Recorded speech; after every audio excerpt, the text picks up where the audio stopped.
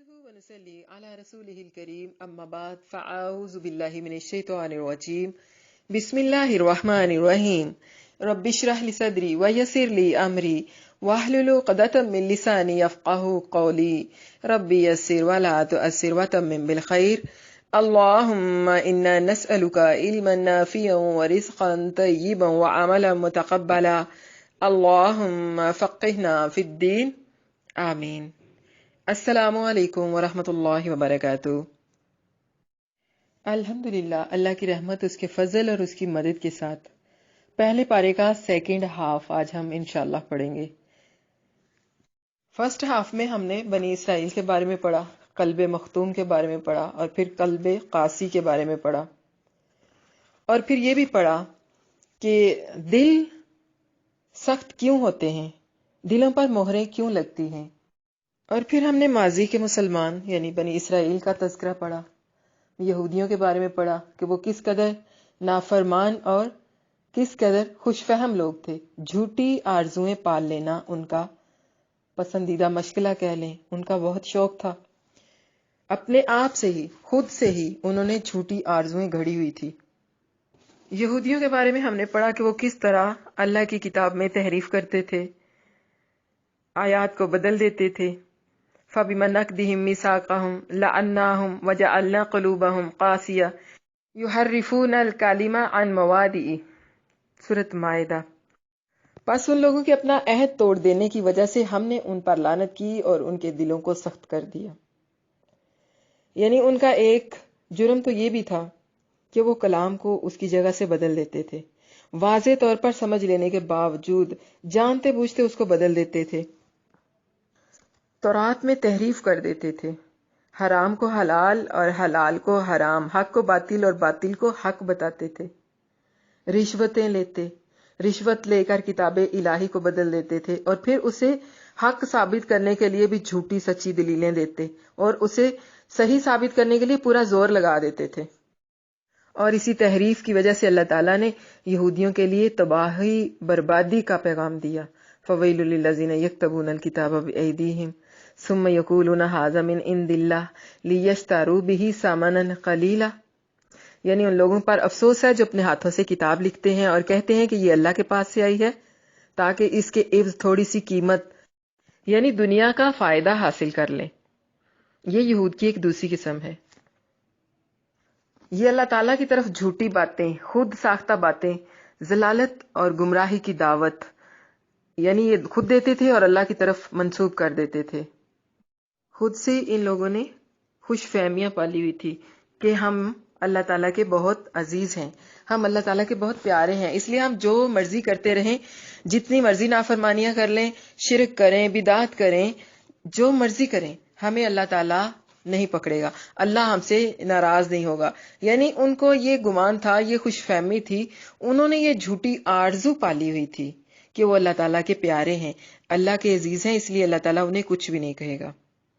تو اللہ تعالیٰ نے فرمایا کہ یہ تو بس ان کی جھوٹی آرزویں ہیں۔ انہوں نے یہ جھوٹی آرزو پالی ہوئی تھی کہ اللہ تعالیٰ ہمیں کبھی بھی جہنم میں نہیں لے کے جائے گا، کیونکہ ہم اللہ تعالیٰ کے بہت چہیتے ہیں، اس لیے اگر اللہ تعالیٰ ہمیں جہنم میں لے بھی گیا تو پھر کچھ دنوں کے لیے لے کے جائے گا، پھر ہم وہاں سے نکل آئیں گے اور ہمارے بعد پھر وہاں مسلمان چلے جائیں گے۔ جب خیبر فتح ہوا تو اللہ کے رسول صلی اللہ علیہ وسلم کو ایک بکری کا ہدیہ دیا گیا تھا۔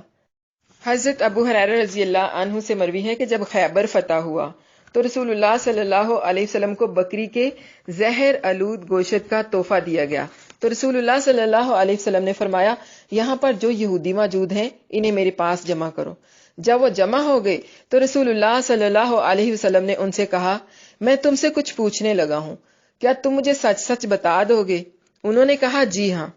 تو نبی کریم صلی اللہ علیہ وسلم نے پوچھا تمہارا باپ کون ہے؟ انہوں نے کہا فلاں۔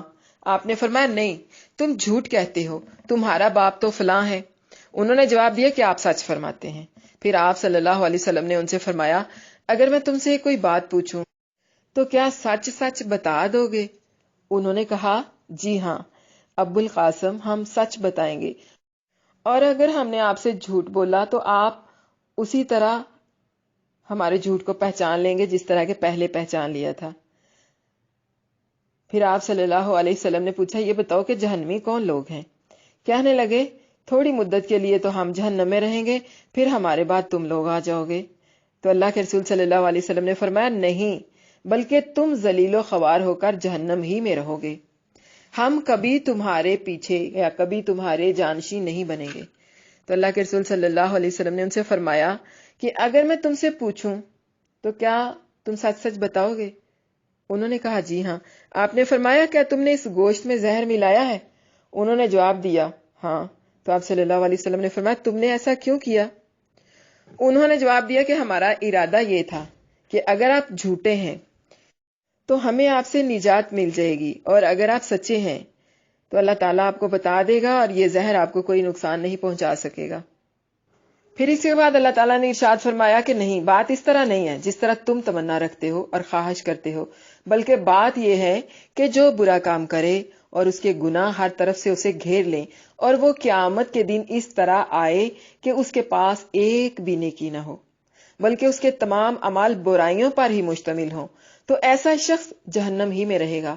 اور جو لوگ اللہ اور اس کے رسول پر ایمان لے آئیں اور شریعت کے مطابق نیک اعمال کریں تو وہ جنت کے عیش و آرام میں رہیں گے، جیسا کہ ارشاد باری تعالیٰ ہے لیسا بامانیکم ولا امانی اہل الکتاب من یعمل سوءا یجز بہ ولا یجد لہ من دون اللہ ولیا ولا نصیرا ومن يعمل من الصالحات من ذكر أو أنثى وهو مؤمن فأولئك يدخلون الجنة ولا يظلمون نقيرا۔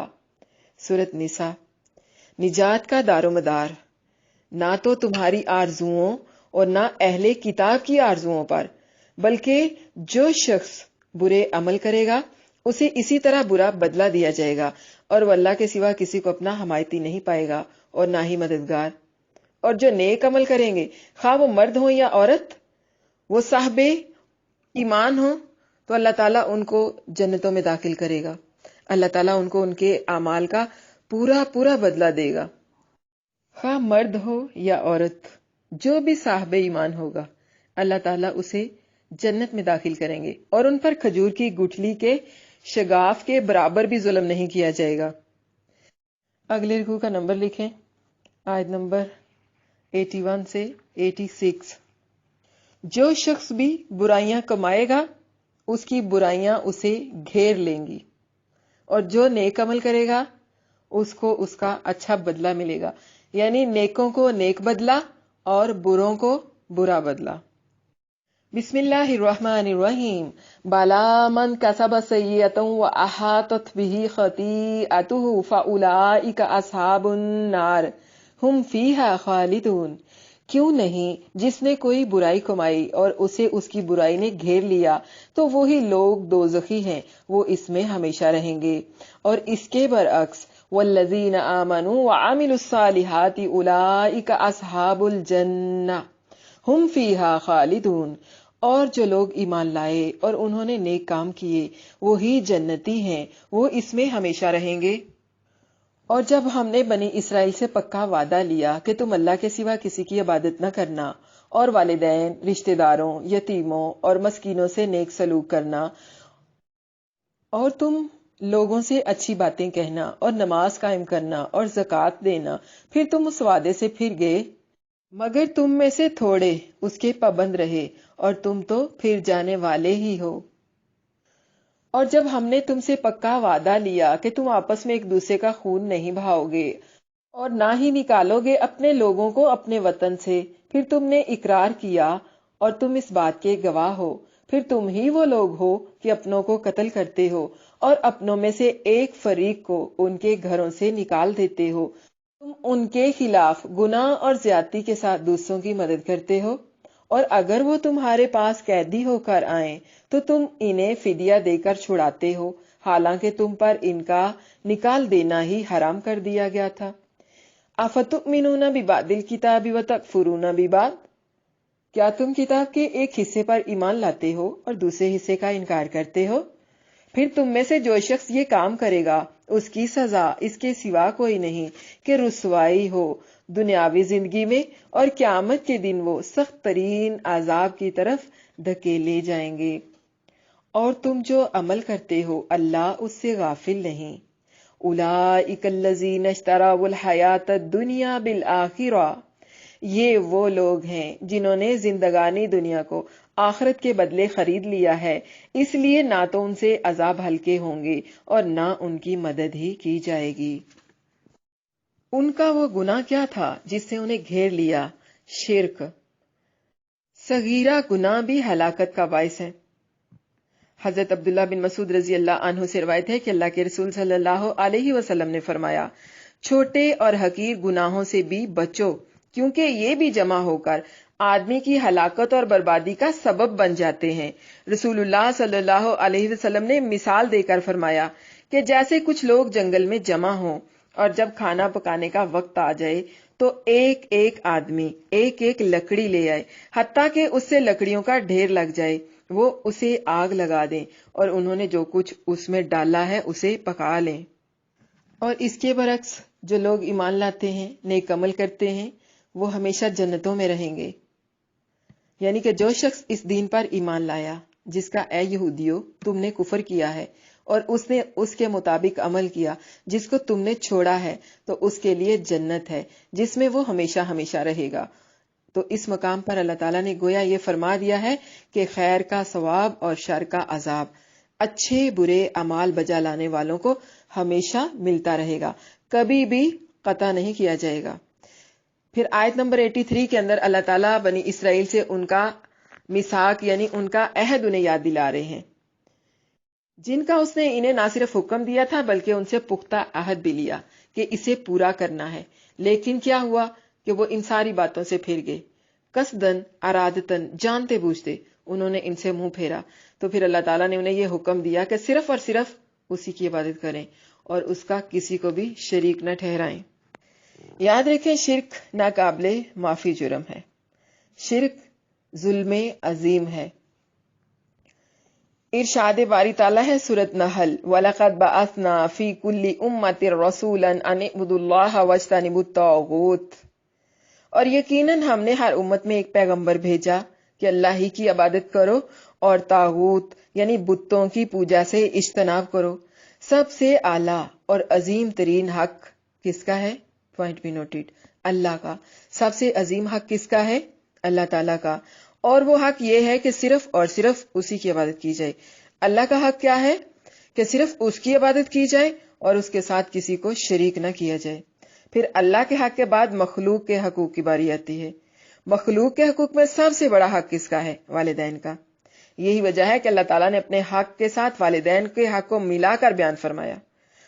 ارشاد باری تعالیٰ ہے انشکر لی ولوالدیک الی المصیر، سورۃ لقمان، میرا بھی شکر کرتا رہے اور اپنے ماں باپ کا بھی کہ تم کو میری ہی طرف لوٹ کر آنا ہے. پھر ارشاد باری تعالیٰ ہے بنی اسرائیل، وَقَضَىٰ رَبُّكَ أَلَّا تَعْبُدُوا إِلَّا إِيَّاهُ وَبِالْوَالِدَيْنِ إِحْسَانًا، اور تمہارے پروردگار نے حکم فرمایا ہے کہ اس کے سوا کسی کی عبادت نہ کرو اور ماں باپ کے ساتھ بھلائی کرتے رہو. اور فرمایا وَآتِ ذَا الْقُرْبَىٰ حَقَّهُ وَالْمِسْكِينَ وَابْنَ السَّبِيلِ، اور رشتہ داروں اور محتاجوں اور مسافروں کو ان کا حق دو. صحیحین میں ابن مسعود رضی اللہ عنہ کی روایت ہے، کہتے ہیں میں نے عرض کی اے اللہ کے رسول صلی اللہ علیہ وسلم، کون سا عمل سب سے زیادہ افضل ہے؟ آپ صلی اللہ علیہ وسلم نے فرمایا الصلاۃ علی وقتہا، نماز کو اس کے اول وقت پر ادا کرنا. قلت، میں نے کہا ثم ایو، پھر کون سا؟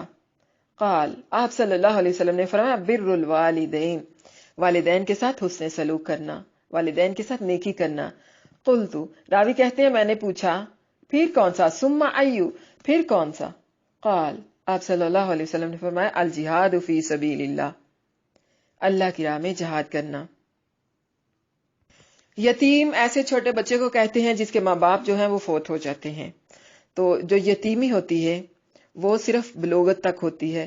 جیسے کوئی انسان خواہ وہ لڑکا ہو یا لڑکی بلوغت میں داخل ہوتا ہے اس کی یتیمی ختم ہو جاتی ہے. کہاں آج کے دور میں لوگ بوڑھے بھی ہو جائیں تو خود کو یہ احساس دلانے سے باز نہیں آتے کہ یہ تو بیچارہ یتیم ہے، یہ تو بیچارہ مسکین ہے. حالانکہ یتیمی صرف بلوغت تک ہوتی ہے، بلوغت کے بعد یتیمی ختم ہو جاتی ہے. پھر اللہ تعالیٰ نے فرمایا کہ اچھی بات کہو، وَقُولُوا لِلنَّاسِ حُسْنًا، یعنی لوگوں سے اچھی بات کرو، نرمی کے ساتھ پیش آؤ.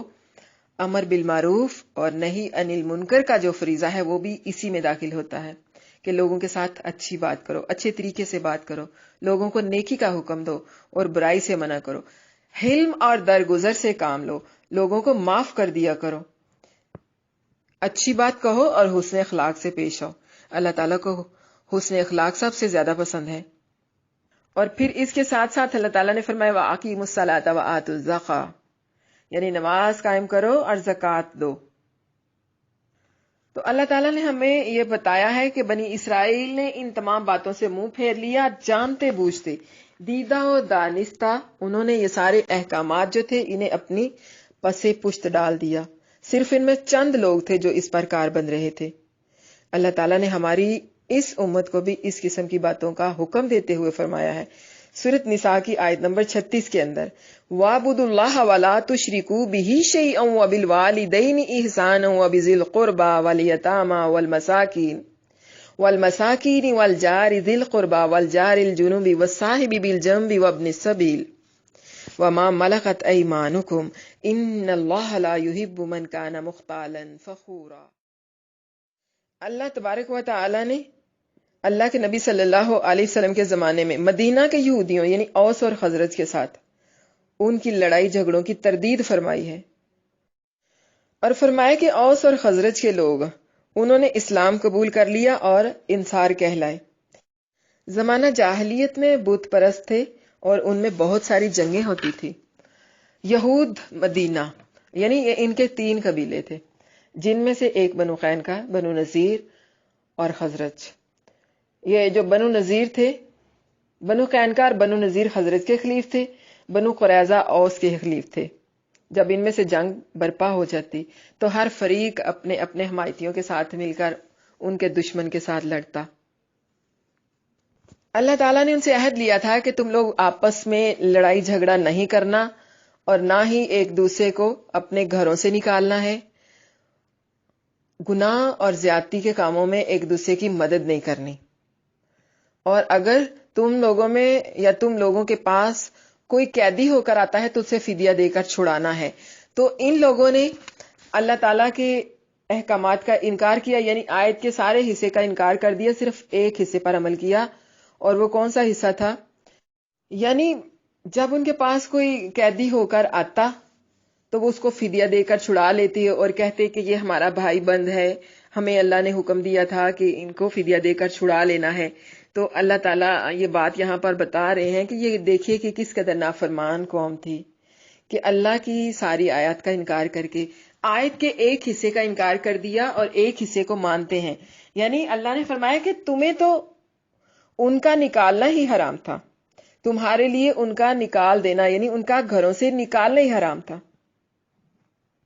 حضرت ابن عباس رضی اللہ عنہما سے اللہ تعالیٰ کے اس فرمان ثم انتم ہؤلاء تقتلون انفسکم وتخرجون فریقا من دیارہم، پھر تم ہی وہ لوگ ہو کہ اپنوں کو قتل کرتے ہو اور اپنوں میں سے ایک فریق کو ان کے گھروں سے نکال دیتے ہو. اس کے بارے میں روایت کیا ہے کہ اللہ تعالیٰ نے انہیں ان کے اس فعل کی خبر دیتے ہوئے فرمایا کہ اس نے تورات میں ان کے لیے آپس میں کشت و خون کو حرام قرار دیا تھا اور اپنے قیدیوں کو فدیہ دے کر چھڑانا فرض قرار دیا تھا. وہ جنگ کرتے تو اپنے اپنے حلیفوں کے ساتھ مل کر ان کے دشمنوں کے ساتھ خوب کشت و خون کرتے، اور پھر جو غالب آ جاتا یا جو قیدی کر لیے جاتے پھر جب وہ ان کے پاس آتے تو وہ ان کو فدیہ دے کر چھڑا لیتے تھے. تو اللہ تعالیٰ نے فرمایا کہ تمہارے اوپر تو ان کا نکال دینا ہی حرام تھا. یعنی کہ تم کیسے لوگ ہو؟ افتؤمنون ببعض الکتاب وتکفرون ببعض، کہ تم کیسے لوگ ہو کہ کتاب کے ایک حصے پر ایمان رکھتے ہو اور ایک کا انکار کر دیتے ہو. یعنی آدھی آیت تم نے جھٹلا دی اور ایک حصے پر عمل کر لیا. تو ایسا کرنے والوں کے لیے دنیا اور آخرت میں رسوائی ہے، اور یہ لوگ قیامت کے دن بھی سخت ترین عذاب کی طرف لوٹائے جائیں گے. یہ وہ لوگ ہیں جنہوں نے زندگانی دنیا کو آخرت کے عوض خرید لیا، اس لیے نہ تو ان سے عذاب ہلکے ہوں گے اور نہ ان کی مدد کی جائے گی. اگلے رکوع کا نمبر نوٹ کریں، آیت نمبر 87 سے 96. حق والوں پر ظلم کرنا اللہ سے رشتہ توڑ دیتا ہے، اور بلا شبہ یقیناً ہم نے موسیٰ علیہ السلام کو کتاب دی اور اس کے بعد پے در پے بہت سے رسول بھیجے، اور ہم نے مریم کے بیٹے عیسیٰ کو واضح نشانیاں دی اور اسے پاک روح کے ساتھ قوت بخشی۔ پھر کیا جب کبھی کوئی رسول تمہارے پاس وہ چیز لے کر آیا جسے تمہارے دل نہ چاہتے تھے، تم نے تکبر کیا تو ایک گروہ کو جھٹلا دیا اور ایک گروہ کو قتل کرتے رہے۔ یعنی خواہش نفس پر چلنا دین سے دور کر دیتا ہے، اور دین سے دوری اللہ کی رحمت سے دور کر دیتی ہے، اور اللہ کی رحمت سے دوری دلوں پر غلاف بنتی ہے۔ پوائنٹ بی نوٹڈ، دین سے دوری اللہ کی رحمت سے دور کر دیتی ہے، تو جو اللہ کی رحمت سے دور ہو جاتا ہے، اللہ کی رحمت سے دوری دلوں پر غلاف کا سبب بن جاتی ہے۔ کون سا غلاف؟ وَقَالُوا قُلُوبُنَا غُلْفٌ، اور انہوں نے کہا ہمارے دل غلاف میں محفوظ ہیں۔ نہ بل لعنہم اللہ بکفرہم فقلیلا ما یؤمنون، بلکہ اللہ نے ان کے کفر کی وجہ سے ان پر لعنت کر دی ہے، پس وہ بہت کم ایمان لاتے ہیں۔ قلب مغلف، غلاف میں لپٹا ہوا دل۔ حضرت ابن عباس رضی اللہ عنہما سے روایت ہے، ارشاد باری تعالیٰ ہے وَقَالُوا قُلُوبُنَا غُلْفٌ، اس کا معنی یہ ہے کہ انہوں نے کہا ہمارے دل پردے میں ہیں، ان کے دلوں پر پردہ پڑا ہوا ہے، اس لیے وہ نہیں سمجھتے۔ حضرت ابن عباس رضی اللہ عنہما نے اسے غلوفن لام کے ضمہ کے ساتھ پڑھا ہے، اور یہ غلاف کی جمع ہے، یعنی انہوں نے کہا کہ ہمارے دل تو ہر قسم کے علم سے لبریز ہیں، یعنی ہم نے جو کچھ پڑھنا تھا پڑھ لیا، ہم نے جو کچھ سیکھنا تھا سیکھ لیا، اب اللہ تعالیٰ نے ہمیں سب کچھ سکھا کر ہمارے دلوں کو غلافوں میں لپیٹ دیا ہے، اب ان پر مزید کوئی چیز اثر نہیں کرے گی، اب مزید ہمیں کسی علم کی ضرورت نہیں ہے، ہمیں تیرے علم کی ضرورت نہیں ہے، کیونکہ اللہ تعالیٰ نے ہمیں جتنا علم دینا تھا وہ علم دے کر اللہ تعالیٰ نے ہمارے دلوں کو علم سے بھر دیا ہے، اس لیے اب ہمیں تمہارے علم کی ضرورت نہیں ہے۔ تو اللہ تعالیٰ کیا فرماتے ہیں؟ دلوں پر غلاف کب چڑھتے ہیں؟ جب دل اللہ کی رحمت سے دور ہوتے ہیں، جب دین سے دور ہوتے ہیں، اللہ کی رحمت سے دور ہوتے ہیں، تو اللہ کی رحمت سے دوری اللہ کی لعنت کا سبب بنتی ہے، اور یہی لعنت دل کے غلاف کا سبب بنتی ہے۔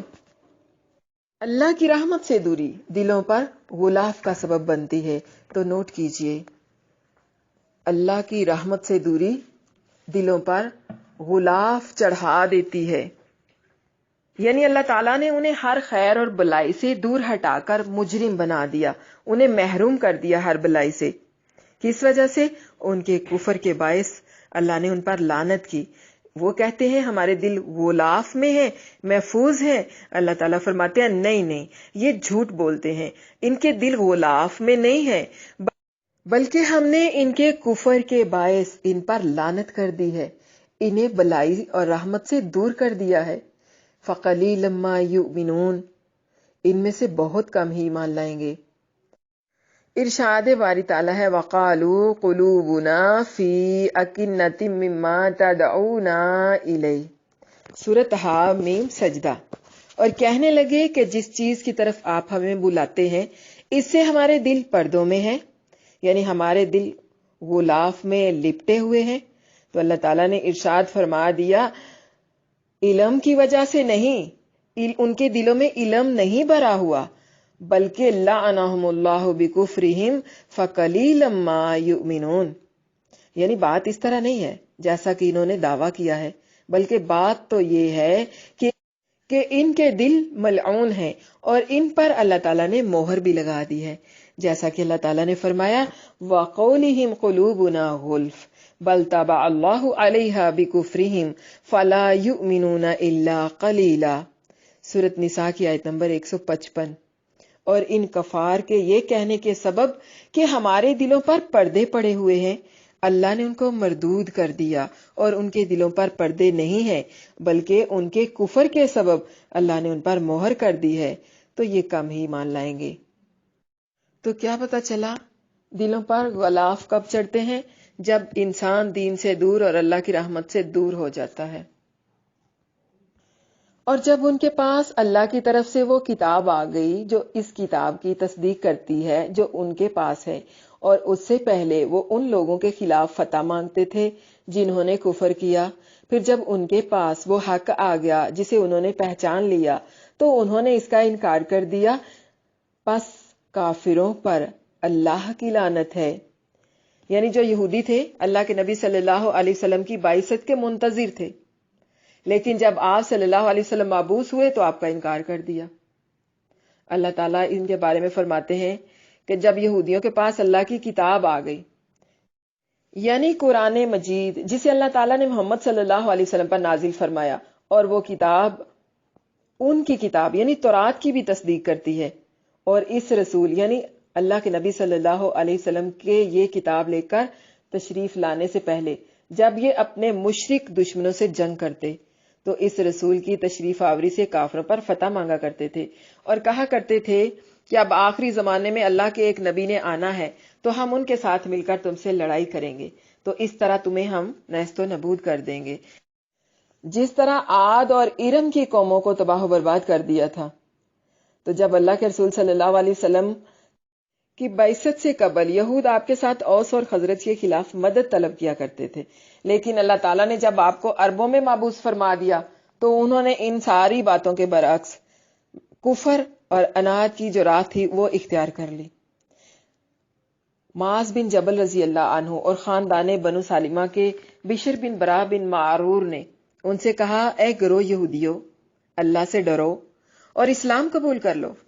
تم تو اللہ کے نبی یعنی محمد صلی اللہ علیہ وسلم کے ساتھ ہمارے خلاف مدد مانگا کرتے تھے جبکہ ہم مشرک تھے، اور تم ہی بتایا کرتے تھے کہ اس نبی کی بعثت ہونے والی ہے، اور تم تو ان کی نشانیاں بھی بتایا کرتے تھے۔ اس کے جواب میں بنو نذیر کے سلام بن مشکم نے کہا، آپ ہمارے پاس کوئی ایسی چیز نہیں لائے جسے ہم پہچانتے ہوں، یہ وہ نبی نہیں ہے جن کا ہم تمہارے سامنے ذکر کیا کرتے تھے۔ تو پھر اللہ تعالیٰ نے ان کے بارے میں یہ آیت نازل فرما دی، وَلَمَّا جَاءَهُمْ كِتَابٌ مِّنْ عِندِ اللَّهِ مُصَدِّقٌ لِّمَا مَعَهُمْ، اور جب ان کے پاس اللہ کی طرف سے وہ کتاب آ گئی جو اس کی تصدیق کرتی ہے جو ان کے پاس ہے، تو پھر اس کفر کی بنا پر اللہ تعالیٰ نے ان پر لعنت کر دی، اور وہ چیز بہت بری ہے جس کے بدلے انہوں نے اپنے نفس بیچ دیے، بہت بری ہے کہ جس کے بدلے انہوں نے اپنے نفس بیچ دیے، یہ کہ وہ اس چیز کا انکار کرتے ہیں جو اللہ نے نازل کی، کس لیے؟ صرف حسد کی بنا پر کہ اللہ اپنے بندوں میں سے جس پر چاہے اپنا فضل نازل کرے۔ تو اس کا نتیجہ کیا ہوا؟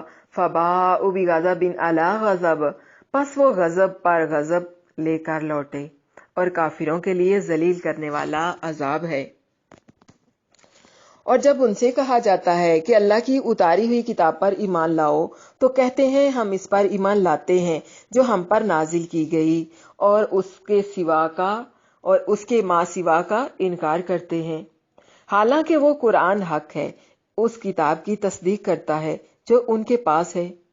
کہہ دیجئے، اچھا فَلِمَ تَقْتُلُونَ أَنبِيَاءَ اللَّهِ مِن قَبْلُ إِن كُنتُم مُؤْمِنِينَ، کہہ دیجئے پھر اس سے پہلے تم اللہ کے نبیوں کو کیوں قتل کرتے رہے اگر تم مومن تھے؟ اور بے شک موسیٰ علیہ السلام تمہارے پاس کھلے معجزات لے کر آئے، پھر اس کے بعد تم نے بچڑے کو پوجنا شروع کر دیا اور تم ہو ہی ظالم۔ یعنی یہ یہود بڑی ڈھیٹ قوم تھی نا، حق کے انکار کے باوجود ایمان کا دعویٰ کرتے ہیں۔ تو اللہ تعالیٰ نے فرمایا وَإِذَا قِيلَ لَهُمْ، جب یہود اور ان جیسے دوسرے اہل کتاب سے کہا جاتا ہے نا کہ آمنوا بما انزل اللہ، اس پر ایمان لاؤ جسے اللہ تعالیٰ نے محمد صلی اللہ علیہ وسلم پر نازل کیا ہے، اسے سچی کتاب تسلیم کرو، اس کی پیروی کرو، تو کہتے ہیں قَالُوا نُؤْمِنُ بِمَا أُنزِلَ عَلَيْنَا، کہ ہم پر جو کتاب نازل ہوئی یعنی تورات اور انجیل، ہمارے لیے انہی پر ایمان لانا کافی ہے، اس لیے ہم صرف انہی پر ایمان لائیں گے، ان کے علاوہ جو بھی ہے اس کا ہم انکار کرتے ہیں، یعنی اس کے ما سوا کا ہم انکار کرتے ہیں۔ وَيَكْفُرُونَ بِمَا وَرَاءَ، اور اس کے بعد نازل ہونے والی کتاب کو نہیں مانتے، حالانکہ وہ جانتے ہیں کہ یہ کتاب حضرت محمد صلی اللہ علیہ وسلم پر نازل کی گئی ہے، یہ سراسر سچی کتاب ہے اور یہ اللہ کی کتاب ہے۔ اس کے بارے میں اللہ تعالیٰ نے فرمایا سورۃ انعام کے اندر، الذین آتیناہم الکتاب یعرفونہ کما یعرفون ابناءہم، جن لوگوں کو ہم نے کتاب دی ہے وہ اس یعنی ہمارے پیغمبر کو اس طرح پہچانتے ہیں جس طرح اپنے بیٹوں کو پہچانا کرتے تھے۔ پھر اللہ تعالیٰ نے فرمایا اچھا ساری باتیں ایک طرف، تم یہ بتاؤ کہ اگر تم سچے ہو، اگر تم مومن تھے، یعنی اگر تم مومن تھے تو اپنی کتابوں پر ایمان لانے کے دعوے میں سچے تھے تو انبیاء کو کیوں قتل کرتے تھے؟ یعنی جو تمہارے پاس انبیاء حق لے کر آئے تم نے انہیں کیوں قتل کیا؟ اللہ تعالیٰ کے رسولوں سے بغاوت اور سرکشی یعنی سرکشی اور تکبر کرتے ہوئے انہیں قتل کر دیا، کیوں؟ کیونکہ تم تو صرف اپنی خواہشات کی پیروی کرتے ہو۔ اور یاد کرو جب ہم نے تم سے پکا وعدہ لیا اور ہم نے تم پر طور پہاڑ کو بلند کیا اور کہا ہم نے تم کو جو دیا ہے اسے قوت کے ساتھ پکڑو اور سنو، انہوں نے کہا قالوا سمعنا وعصینا، ہم نے سنا اور ہم نے نافرمانی کی، یعنی ہم نے سن لیا ہے لیکن ہم نے نہیں ماننا، ہم نے نافرمانی کرنی ہے۔ وَأُشْرِبُوا فِي قُلُوبِهِمُ الْعِجْلَ بِكُفْرِهِمْ، اور ان کے کفر کی وجہ سے ان کے دلوں میں بچڑے کی محبت پلا دی گئی۔ یہ کیفیت ہے، کفر پلائے گئے دل، یعنی کبھی کبھی ہمارے دلوں میں بھی بچڑا بیٹھ جاتا ہے کسی کی محبت کا، کسی کی چاہت کا، تو ہم کہتے ہیں کہ ہم نے ایسا ہی کرنا ہے۔ تو ان کے دلوں میں بھی بچڑے کی محبت جو تھی وہ اس طرح سے ڈال دی گئی، اس طرح سے پلا دی گئی، گویا کوئی مشروب انہیں پلا دیا گیا ہے جو ان کے خون میں رچ بس گیا ہے، ان کے دلوں میں اتر گیا ہے۔ اور ان کے کفر کی وجہ سے ان کے دلوں میں بچڑے کی محبت ڈال دی گئی۔ کہہ دیجئے اگر تم مومن ہو تو وہ کام برا ہے جسے کرنے کا تمہارا ایمان تمہیں حکم دیتا ہے۔ یعنی جب حضرت موسیٰ علیہ السلام تورات پر 40 راتوں کی عبادت کے لیے گئے، اللہ تعالیٰ نے انہیں تورات دی، جب واپس آئے تو دیکھا کہ قوم نے ایک بچڑے کو معبود بنا لیا ہے اور شرک میں مبتلا ہو چکی ہے۔ پھر تم نے موسیٰ علیہ السلام کے زمانے میں بچڑے کو اللہ کے سوا معبود بنا لیا۔ یعنی موسیٰ علیہ السلام جب کوہ طور پر گئے اللہ تعالیٰ کی مناجات کے لیے تو اس کے بعد تم نے بچڑے کو معبود بنا لیا۔ وَاتَّخَذَ قَوْمُ مُوسَىٰ مِن بَعْدِهِ مِنْ حُلُيِّهِمْ عِجْلًا جَسَدًا لَهُ خَوَارٌ، سورۃ اعراف۔ اور قوم موسیٰ نے موسیٰ کے طور پر جانے کے بعد اپنے زیور کا ایک بچڑا بنا لیا، وہ ایک جسم تھا جس میں سے بیل کی آواز نکلتی تھی، اور تم ظالم تھے۔ وَأَنْتُمْ ظَالِمُونَ، اور تم ظالم تھے۔ تو نوٹ کر لیجئے جو شرک کرتے ہیں وہ ظالم ہوتے ہیں۔ شرک ظلم یعنی تم نے اپنے اس کرتوت میں کہ تم نے بچڑے کی پوجا شروع کر دی، تم ظالم تھے، حالانکہ تم جانتے ہو کہ اللہ کے سوا کوئی معبود نہیں۔ ارشاد باری تعالیٰ ہے وَلَمَّا سُقِطَ فِي أَيْدِيهِمْ وَرَأَوْا أَنَّهُمْ قَدْ ضَلُّوا قَالُوا لَئِن لَّمْ يَرْحَمْنَا رَبُّنَا وَيَغْفِرْ لَنَا لَنَكُونَنَّ مِنَ الْخَاسِرِينَ، سورۃ اعراف۔ اور جب وہ شرمندہ ہوئے اور دیکھا کہ گمراہ ہو گئے ہیں، کہنے لگے اگر ہمارے رب نے ہم پر رحم نہ کیا اور ہمیں نہ بخشا تو ہم ضرور خسارہ پانے والوں میں شامل ہو جائیں گے۔ قُلْ إِنْ كَانَتْ لَكُمُ الدَّارُ الْآخِرَةُ عِنْدَ اللَّهِ، کہہ دیجئے اگر اللہ کے ہاں آخرت کا گھر خاص تمہارے ہی لیے ہے اوروں کو چھوڑ کر، تو تم موت کی تمنا کرو اگر تم سچے ہو۔ اور وہ اپنے ان گناہوں کی وجہ سے جو اپنے ہاتھوں کما کر آگے بھیج چکے ہیں اس موت کی کبھی تمنا نہیں کریں گے، اللہ ظالموں کو خوب جاننے والا ہے۔ اور یقیناً آپ ان یہودیوں کو سب لوگوں سے بڑھ کر جینے کے حریص پائیں گے، اور ان لوگوں سے بھی زیادہ جنہوں نے شرک کیا۔ ان میں سے ہر ایک چاہتا ہے کہ کاش اسے 1000 سال عمر دی جائے، حالانکہ اس قدر عمر کا ملنا بھی اسے عذاب سے بچانے والا نہیں، اور جو وہ عمل کرتے ہیں واللہ بصیر بما یعملون، اللہ ان کے اعمال کو جو وہ عمل کرتے ہیں خوب دیکھنے والا ہے۔ یہاں پر یہودیوں کا دعوت مباہلہ دی گئی ہے کہ اللہ تعالیٰ نے اپنے نبی حضرت محمد صلی اللہ علیہ وسلم سے فرمایا قُلْ إِنْ كَانَتْ لَكُمُ الدَّارُ الْآخِرَةُ عِنْدَ اللَّهِ خَالِصَةً مِّن دُونِ النَّاسِ فَتَمَنَّوُا الْمَوْتَ إِن كُنتُمْ صَادِقِينَ۔ آپ صلی اللہ علیہ وسلم ان سے کہہ دیجئے کہ اگر اللہ کے ہاں آخرت کا گھر اور لوگوں یعنی مسلمانوں کے لیے نہیں، صرف تمہارے لیے خاص ہے، تو اگر تم اس میں سچے ہو تو موت کی تمنا کرو، موت کی آرزو کرو، یعنی یہ دعا کرو کہ یہودیوں اور مسلمانوں میں سے جو فریق جھوٹا ہو تو اس پر موت طاری ہو جائے۔ لیکن انہوں نے رسول اللہ صلی اللہ علیہ وسلم کے سامنے ایسی کوئی بھی دعا کرنے سے انکار کر دیا، اور ان کے اعمال کی وجہ سے جو ان کے ہاتھوں نے آگے بھیجا تھا، یعنی انہیں پتا تھا اپنی کرتوتوں کا جو وہ آگے بھیج چکے تھے، اس لیے وہ کبھی بھی موت کی تمنا نہیں کریں گے۔ یعنی اللہ تعالیٰ جانتا ہے کہ انہیں آپ کے بارے میں علم ہے، لیکن اس کے باوجود یہ آپ کو نبی تسلیم نہیں کرتے۔ جب یہود سے یہ کہا گیا کہ موت کی تمنا کرو، اگر اس دن یہ موت کی آرزو کر لیتے نا تو روئے زمین پر ایک بھی یہودی باقی نہیں تھا رہنا، سب کے سب مر جاتے، کتنا اچھا ہوتا۔ ابن جریر رحمہ اللہ نے اپنی تفسیر میں لکھا ہے کہ نبی کریم صلی اللہ علیہ وسلم نے فرمایا، اگر یہود موت کی آرزو کرتے تو مر جاتے اور جہنم میں اپنی جگہ دیکھ لیتے، اور اگر وہ رسول اللہ صلی اللہ علیہ وسلم سے مباہلے کے لیے نکل آتے تو پھر اپنے اہل اور مال میں سے کسی کو بھی کبھی بھی نہ دیکھ سکتے تھے۔ اسی طرح اللہ تعالیٰ نے سورۃ جمعہ کے اندر بھی ارشاد فرمایا ہے نا، قُلْ يَا أَيُّهَا الَّذِينَ هَادُوا إِن زَعَمْتُمْ أَنَّكُمْ أَوْلِيَاءُ لِلَّهِ مِن دُونِ النَّاسِ فَتَمَنَّوُا الْمَوْتَ إِن كُنتُمْ صَادِقِينَ وَلَا يَتَمَنَّوْنَهُ أَبَدًا بِمَا قَدَّمَتْ أَيْدِيهِمْ وَاللَّهُ عَلِيمٌ بِالظَّالِمِينَ قُلْ إِنَّ الْمَوْتَ الَّذِي تَفِرُّونَ مِنْهُ فَإِنَّهُ مُلَاقِيكُمْ ثُمَّ تُرَدُّونَ إِلَى عالم الغیب والشہادۃ فینبئکم بما کنتم تعملون۔ سورۃ جمعہ۔ اے نبی کہہ دیجئے، اے یہود، اگر تم کو یہ دعویٰ ہو کہ تم اللہ کے دوست ہو، دوسرے لوگ نہیں، پس اگر تم سچے ہو تو ذرا موت کی آرزو کرو، اور یہ ان اعمال کے سبب جو کر چکے ہیں ہرگز اس کی آرزو نہیں کریں گے، اور اللہ ظالموں سے خوب واقف ہے۔ کہہ دیجئے کہ موت جس سے تم فرار ہوتے ہو وہ تو یقیناً تمہیں ملنے والی ہے، پھر تم پوشیدہ اور ظاہر، یعنی تم پوشیدہ اور ظاہر کے جاننے والے کی طرف لوٹائے جاؤ گے، پھر جو کچھ تم کرتے رہے ہو وہ تمہیں سب کچھ بتائے گا۔ یہود، اللہ تعالیٰ کی ان پر لعنت ہو، انہوں نے جب یہ گمان کیا نا کہ وہ اللہ کے بیٹے اور محبوب ہیں، اور کہا کہ جنت میں صرف یہود و نصارہ ہی جائیں گے، تو انہیں مباہلے کی دعوت دی گئی، اور یہ کہ ان دونوں گروہوں یعنی یہود و نصارہ اور مسلمانوں میں سے جو بھی جھوٹا ہے اس پر بد دعا کی جائے۔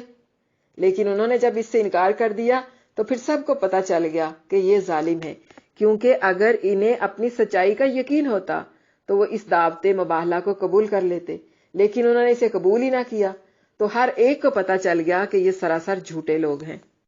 اگلے رکوع کا نمبر نوٹ کریں، آیت نمبر 97 تا آیت نمبر 98۔ قُلْ مَنْ كَانَ عَدُوًّا لِجِبْرِيلَ فَإِنَّهُ نَزَّلَهُ عَلَى قَلْبِكَ بِإِذْنِ اللَّهِ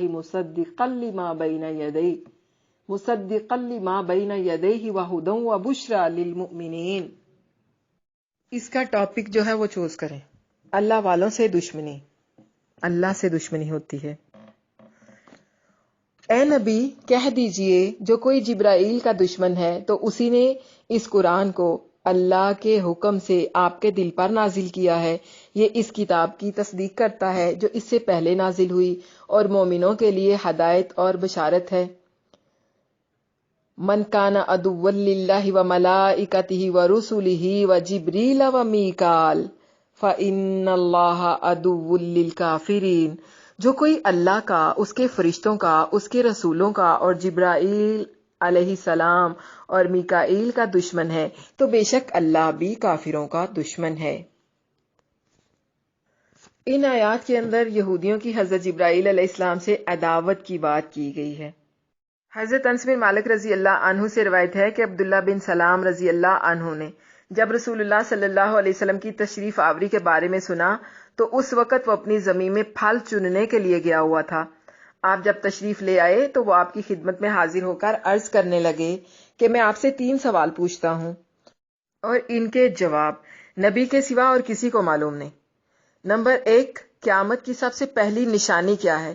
نمبر 2، اہل جنت کو سب سے پہلے کیا کھانا دیا جائے گا؟ اور نمبر 3، وہ کون سی چیز ہے جو بچے کو کبھی باپ کے مشابہ بنا دیتی ہے اور کبھی ماں کے؟ آپ صلی اللہ علیہ وسلم نے فرمایا کہ ان سوالوں کا جواب مجھے ابھی ابھی جبرائیل علیہ السلام نے دیا ہے، یعنی اخبرنی بہن جبریل آنفا قال جبریل قال نعم، یعنی ان سوالوں کے جواب ابھی ابھی مجھے جبرائیل علیہ السلام نے بتائے ہیں۔ عبداللہ بن سلام نے کہا ہاں جبرائیل علیہ السلام نے؟ آپ نے فرمایا جی ہاں۔ تو انہوں نے کہا کہ فرشتوں میں سے یہ یہودیوں کا دشمن ہے۔ تو آپ صلی اللہ علیہ وسلم نے یہ آیت تلاوت فرمائی، من کان عدوا لجبریل، جو کوئی جبریل کا دشمن ہے تو دشمنی کی تو کوئی وجہ ہے ہی نہیں، اس نے تو یہ قرآن اللہ کے حکم سے آپ کے قلب اطہر پر اتارا۔ پھر آپ نے ان کے سوالوں کا جواب دیتے ہوئے فرمایا، پہلے سوال کا جواب، قیامت کی پہلی نشانی وہ آگ ہے جو لوگوں کو جمع کر کے مشرق سے مغرب کی طرف لے جائے گی۔ دوسرے سوال کا جواب، اہل جنت جو سب سے پہلے کھانا کھائیں گے وہ مچھلی کے جگر اور کلیجی سے بنا ہوگا۔ تیسرے سوال کا جواب، جب مرد کا پانی عورت کے پانی پر غالب آ جائے تو بچے کی مشابہت باپ سے ہوتی ہے، اور اگر عورت کا پانی مرد کے پانی پر غالب آ جائے تو بچے کی مشابہت اپنی ماں سے ہوتی ہے۔ یہ جواب سن کر عبداللہ بن سلام رضی اللہ عنہ بے ساختہ پکار اٹھے، اشہد اللہ الہ الا اللہ وانک رسول اللہ۔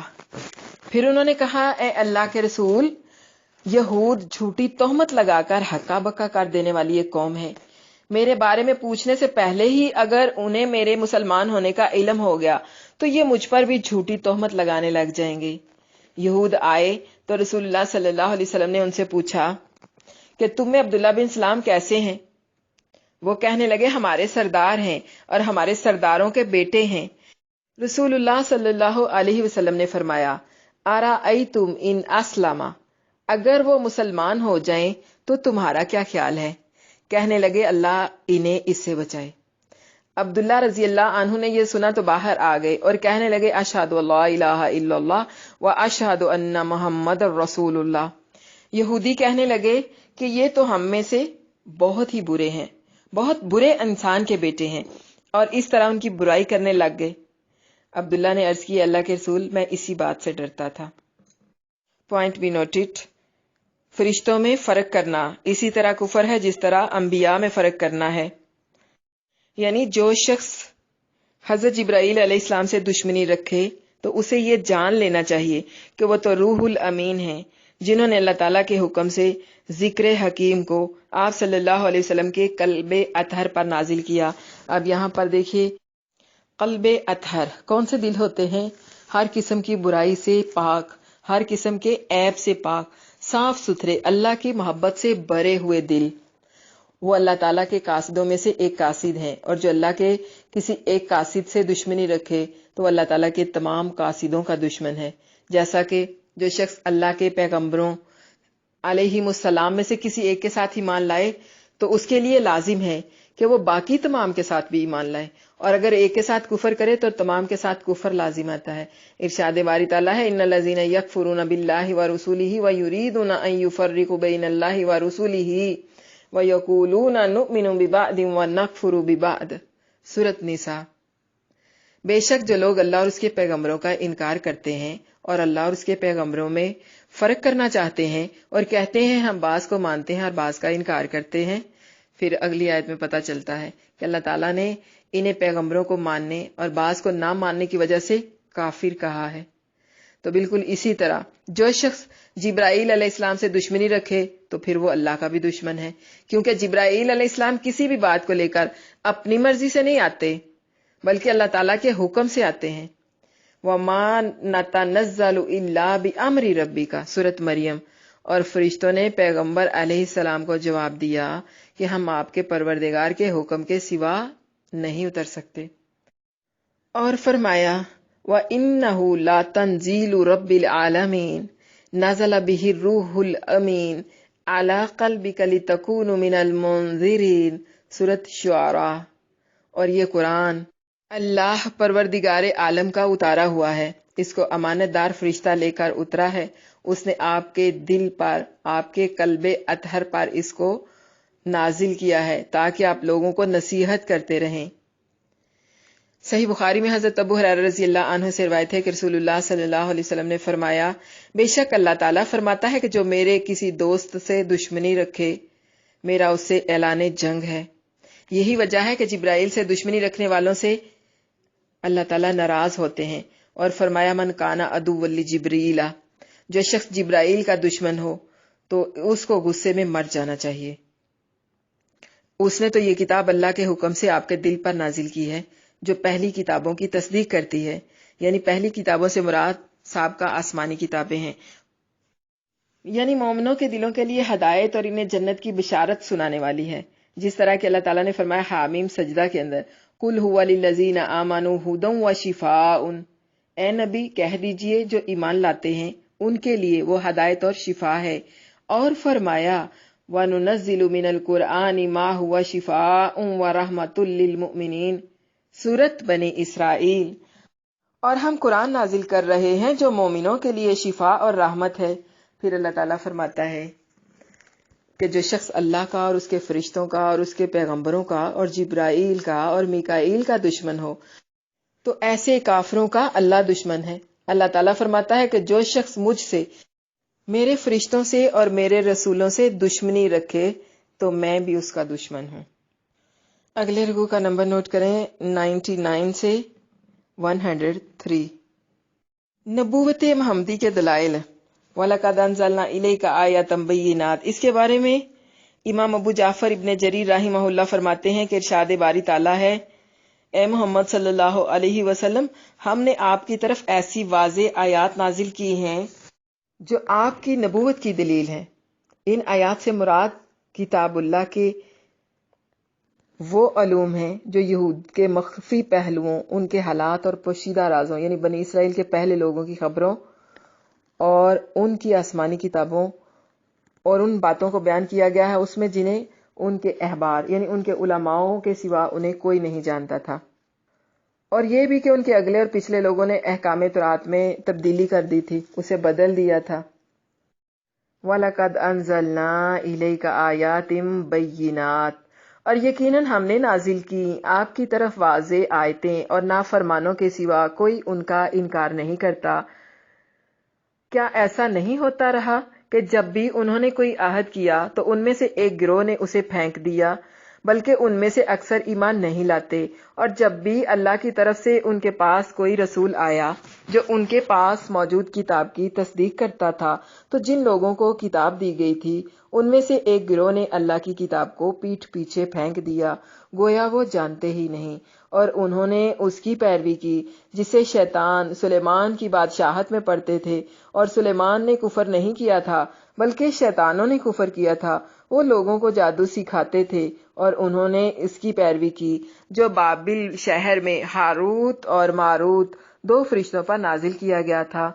وہ دونوں فرشتے جادو سکھانے سے پہلے کہہ دیتے تھے کہ ہم تو صرف آزمائش ہیں، اس لیے تم کفر نہ کرو، پس لوگ ان دونوں سے وہ جادو سیکھتے جس کے ذریعے سے وہ مرد اور بیوی کے درمیان جدائی ڈالتے، اللہ کے حکم کے سوا کسی کو نقصان نہیں پہنچا سکتے تھے، اور لوگ ان سے وہ علم سیکھتے تھے جو انہیں نقصان پہنچاتا تھا، ان کو نفع نہیں دیتا تھا، حالانکہ وہ بالیقین جانتے تھے کہ جس نے اس جادو کو خریدا آخرت میں اس کے لیے کوئی حصہ نہیں، اور البتہ بہت بری چیز تھی جس کے بدلے میں انہوں نے اپنی جانیں بیچ ڈالیں، کاش وہ جانتے ہوتے، اور اگر وہ ایمان لاتے اور تقوی اختیار کرتے تو بے شک اللہ کے ہاں بہت اچھا ثواب ملتا، کاش وہ جانتے ہوتے۔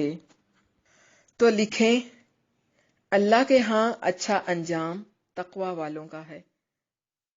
اللہ کے نبی صلی اللہ علیہ وسلم کی تشریف آوری پر یہودیوں نے جاننے پہنچانے کے باوجود حسد اور اناد کی بنا پر آپ کی پیروی سے انکار کر دیا۔ میدان میں تو وہ آپ کا مقابلہ نہیں کر سکتے تھے، کیونکہ حق پر ہونے کا عقیدہ اور عمل ہی قوت کی بنیاد ہوتا ہے جس سے ان کے ہاتھ خالی تھے۔ اس طرح وہ ہر اس قوم کی طرح جو عقیدے اور عمل کی قوت سے خالی ہوتی ہے، جادو ٹونے اور سفلی عمل جو ہیں ان کے پیچھے پڑ گئے اور ایسی تدبیریں تلاش کرنے لگے جن سے کسی مشقت اور محنت کے بغیر سارے کام بن جایا کریں۔ جب اور بس نہ چلا تو انہوں نے اللہ کے رسول صلی اللہ علیہ وسلم پر جادو کر دیا۔ یہ جادو کرنے والا لبید بن عاصم یہودی تھا، جس نے اللہ کے رسول صلی اللہ علیہ وسلم کی کنگھی اور اس سے نکلنے والے بالوں پر، جو اس نے ایک نر کھجور کے خوشے کے غلاف میں رکھے تھے، جادو کیا اور اسے زی اور وان نامی کنویں کی تہہ میں ایک بڑے پتھر کے نیچے دبا دیا۔ اس کا اثر آپ پر یہ ہوا کہ آپ کو خیال ہوتا کہ آپ اپنے اہل کے پاس جاتے ہیں مگر جا نہیں سکتے تھے۔ گویا یہ ما یفرقون بہ بین المرء و زوجہ کی ایک مثال بن گئی۔ آپ نے بار بار اللہ تعالیٰ سے دعا کی تو اللہ تعالیٰ نے آپ کو وحی کے ذریعے سے آگاہ کر دیا اور آپ نے وہ سب کچھ نکال کر ختم کروا دیا اور کنواں بھی دفن کر دیا، اور اللہ تعالیٰ نے آپ کو شفا عطا فرما دی۔ یہ بخاری شریف کی حدیث ہے، اس کا نمبر 6063 ہے۔ مگر افسوس کی بات ہے کہ آج کے مسلمان بھی اسی قسم کے شرک و بدعت میں پڑے ہوئے ہیں، اور اسی شرک و بدعت میں مبتلا ہونے کی وجہ سے ذلت اور پستی میں گرے ہوئے ہیں، اور ان کی بھی اکثریت جادو ٹونوں کے پیچھے پڑی ہوئی ہے۔ یہودیوں نے مشہور کر رکھا تھا کہ سلیمان علیہ السلام نعوذ باللہ جادوگر تھے اور ان کی حکومت کا دار و مدار جادو پر تھا، تو اللہ تعالیٰ نے اس کی تردید فرمائی اور بتایا کہ جادو تو کفر ہے۔ سلیمان علیہ السلام تو صاحب معجزہ پیغمبر تھے، انہوں نے کفر نہیں کیا، بلکہ شیطانوں نے ان کے عہد میں کفر کا یہ کام کیا کہ وہ خود بھی جادو کرتے اور لوگوں کو بھی جادو سکھاتے۔ تو کیا پتہ چلا کہ کتاب اللہ سے دوری، کتاب اللہ کو پسے پشت پھینکنا دین سے دوری کا ذریعہ بن جاتا ہے، اور دین سے دوری انسان کو اسی طرح کے جادو ٹونوں میں مبتلا کر دیتی ہے۔ تو لکھ لیجئے کہ جادو کرنا دائرہ اسلام سے خارج کر دیتا ہے، جادو کرنے والے کا تعلق اللہ تعالیٰ سے ٹوٹ جاتا ہے۔ یہ لوگ جو تھے پھر جادو سحر اس کے پیچھے ہی پڑ گئے اور ایک ایسے علم کے پیچھے لگ گئے جو بابل میں 2 فرشتوں یعنی ہاروت اور ماروت پر اتارا گیا، جو سحر سے الگ تھا۔ ایک علم تھا جسے عمل میں لانا بعض اوقات کفر تھا۔ وہ فرشتے کسی کو بھی وہ علم نہیں سکھاتے تھے جب تک اسے اچھی طرح آگاہ نہ کر دیتے کہ ہم تو محض ایک آزمائش ہیں، اس لیے تم اس عمل کو کفر کے لیے استعمال نہ کرنا۔ مگر یہودیوں کی اخلاقی پستی کا یہ حال تھا کہ انہوں نے کہا کہ ہم نے تو یہ علم ضرور سیکھنا ہے۔ وہ ان سے علم سیکھتے اور سیکھتے بھی ان میں سے صرف وہ باتیں جو سراسر نقصان پہنچانے والی تھی، جنہیں عمل میں لانا کفر ہے اور جن پر شیطان سب سے زیادہ خوش ہوتا ہے، یعنی ایسا عمل جن سے میاں بیوی کے درمیان جدائی ڈال دیتے تھے۔ فرشتوں کا آزمائش کے لیے بھیجا جانا تعجب کی بات نہیں ہے، مگر افسوس کی بات یہ ہے کہ مسلمان بھی جب پستی کا شکار ہوئے تو جادو کے پیچھے پڑ گئے۔ اس کے علاوہ انہوں نے قرآن کی آیات مثلا وَأَلْقَيْنَا بَيْنَهُمُ الْعَدَاوَةَ وَالْبَغْضَاءَ، اس کو بھائیوں کے درمیان اور میاں بیوی کے درمیان عداوت ڈالنے کے لیے عمل میں لانا شروع کر دیا، حالانکہ یہودی جانتے تھے اور یہ مسلمان بھی جانتے ہیں کہ یہ فعل کفر ہے اور ایسا کرنے والے کے لیے آخرت میں کوئی حصہ نہیں۔ تو لکھ لیجئے کہ جادو کفر ہے اور اس کے کرنے والے کے لیے آخرت میں کچھ حصہ نہیں ہے۔ تو کرنا کیا ہے؟ جادو نہیں کرنا، ہر قسم کے جادو ٹونے سے بچنا ہے، اللہ پر توکل کرنا ہے، اسی پر بھروسہ کرنا ہے۔ اور اگر واقعی وہ ایمان لاتے اور بچتے تو یقیناً اللہ کے پاس سے تھوڑا ثواب بھی بہت بہتر تھا، کاش وہ جانتے ہوتے۔ یعنی یہاں پر توبہ کی ترغیب دی جا رہی ہے کہ تقوی اختیار کرو۔ تقوی اختیار کرنا انسان کو اللہ کے قریب کر دیتا ہے، یعنی تقوی وہ ذریعہ ہے جس سے انسان کا اللہ تعالیٰ کے ساتھ تعلق جڑتا ہے، اللہ تعالیٰ کی محبت انسان کے دل میں پیدا ہوتی ہے۔ اگلے رکوع کا نمبر نوٹ کریں، آیت نمبر 104 سے آیت نمبر 112۔ پوائنٹ بھی نوٹڈ۔ توہین رسالت اللہ سے تعلق کو توڑ دیتی ہے۔ یا ایھا الذین آمنوا لا تقولوا راعنا وقولوا انظرنا واسمعوا، اے لوگو جو ایمان لائے ہو، تم نبی سے یہ نہ کہو راعینا، بلکہ یہ کہو انظرنا، اور تم غور سے سنو، اور کافروں کے لیے بہت دردناک عذاب ہے۔ اہل کتاب میں سے جن لوگوں نے کفر کیا وہ نہیں چاہتے اور نہ مشرکین ہی چاہتے ہیں کہ تم پر تمہارے رب کی طرف سے کوئی خیر نازل کی جائے، اور اللہ اس کے لیے اپنی رحمت خاص کرتا ہے جسے چاہتا ہے، اور اللہ فضل عظیم کا مالک ہے۔ جو آیت ہم منسوخ کرتے ہیں یا اسے بھلا دیتے ہیں تو اس سے بہتر یا پھر اسی کی مثل لے آتے ہیں۔ کیا آپ نہیں جانتے کہ بے شک اللہ ہر چیز پر خوب قادر ہے؟ کیا آپ نہیں جانتے کہ بے شک اللہ ہی کے لیے ہے آسمانوں اور زمین کی بادشاہی، اور تمہارے لیے اللہ کے سوا نہ کوئی حمایتی ہے اور نہ کوئی مددگار؟ اے مسلمانوں، ام تریدون ان تسألوا رسولکم، کیا تم چاہتے ہو کہ تم اپنے رسول سے سوال کرو جیسے اس سے پہلے موسیٰ علیہ السلام سے سوال کیے گئے، اور جس نے ایمان کے بدلے کفر اختیار کیا تو بے شک وہ سیدھی راہ سے بھٹک گیا۔ وَدَّ كَثِيرٌ مِّنْ أَهْلِ الْكِتَابِ لَوْ يَرُدُّونَكُم مِّن بَعْدِ إِيمَانِكُمْ كُفَّارًا، اہل کتاب میں سے بہت سے یہ چاہتے ہیں کاش وہ تمہارے ایمان لانے کے بعد تمہیں پھیر کر کافر بنا دیں، اپنے دلوں میں حسد کرتے ہوئے، اس کے بعد کہ ان کے سامنے حق واضح ہو چکا۔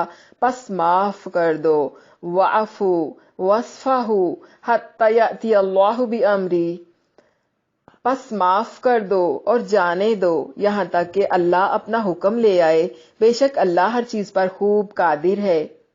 اور اس کے ساتھ ساتھ کس چیز کی تلقین کر دی گئی؟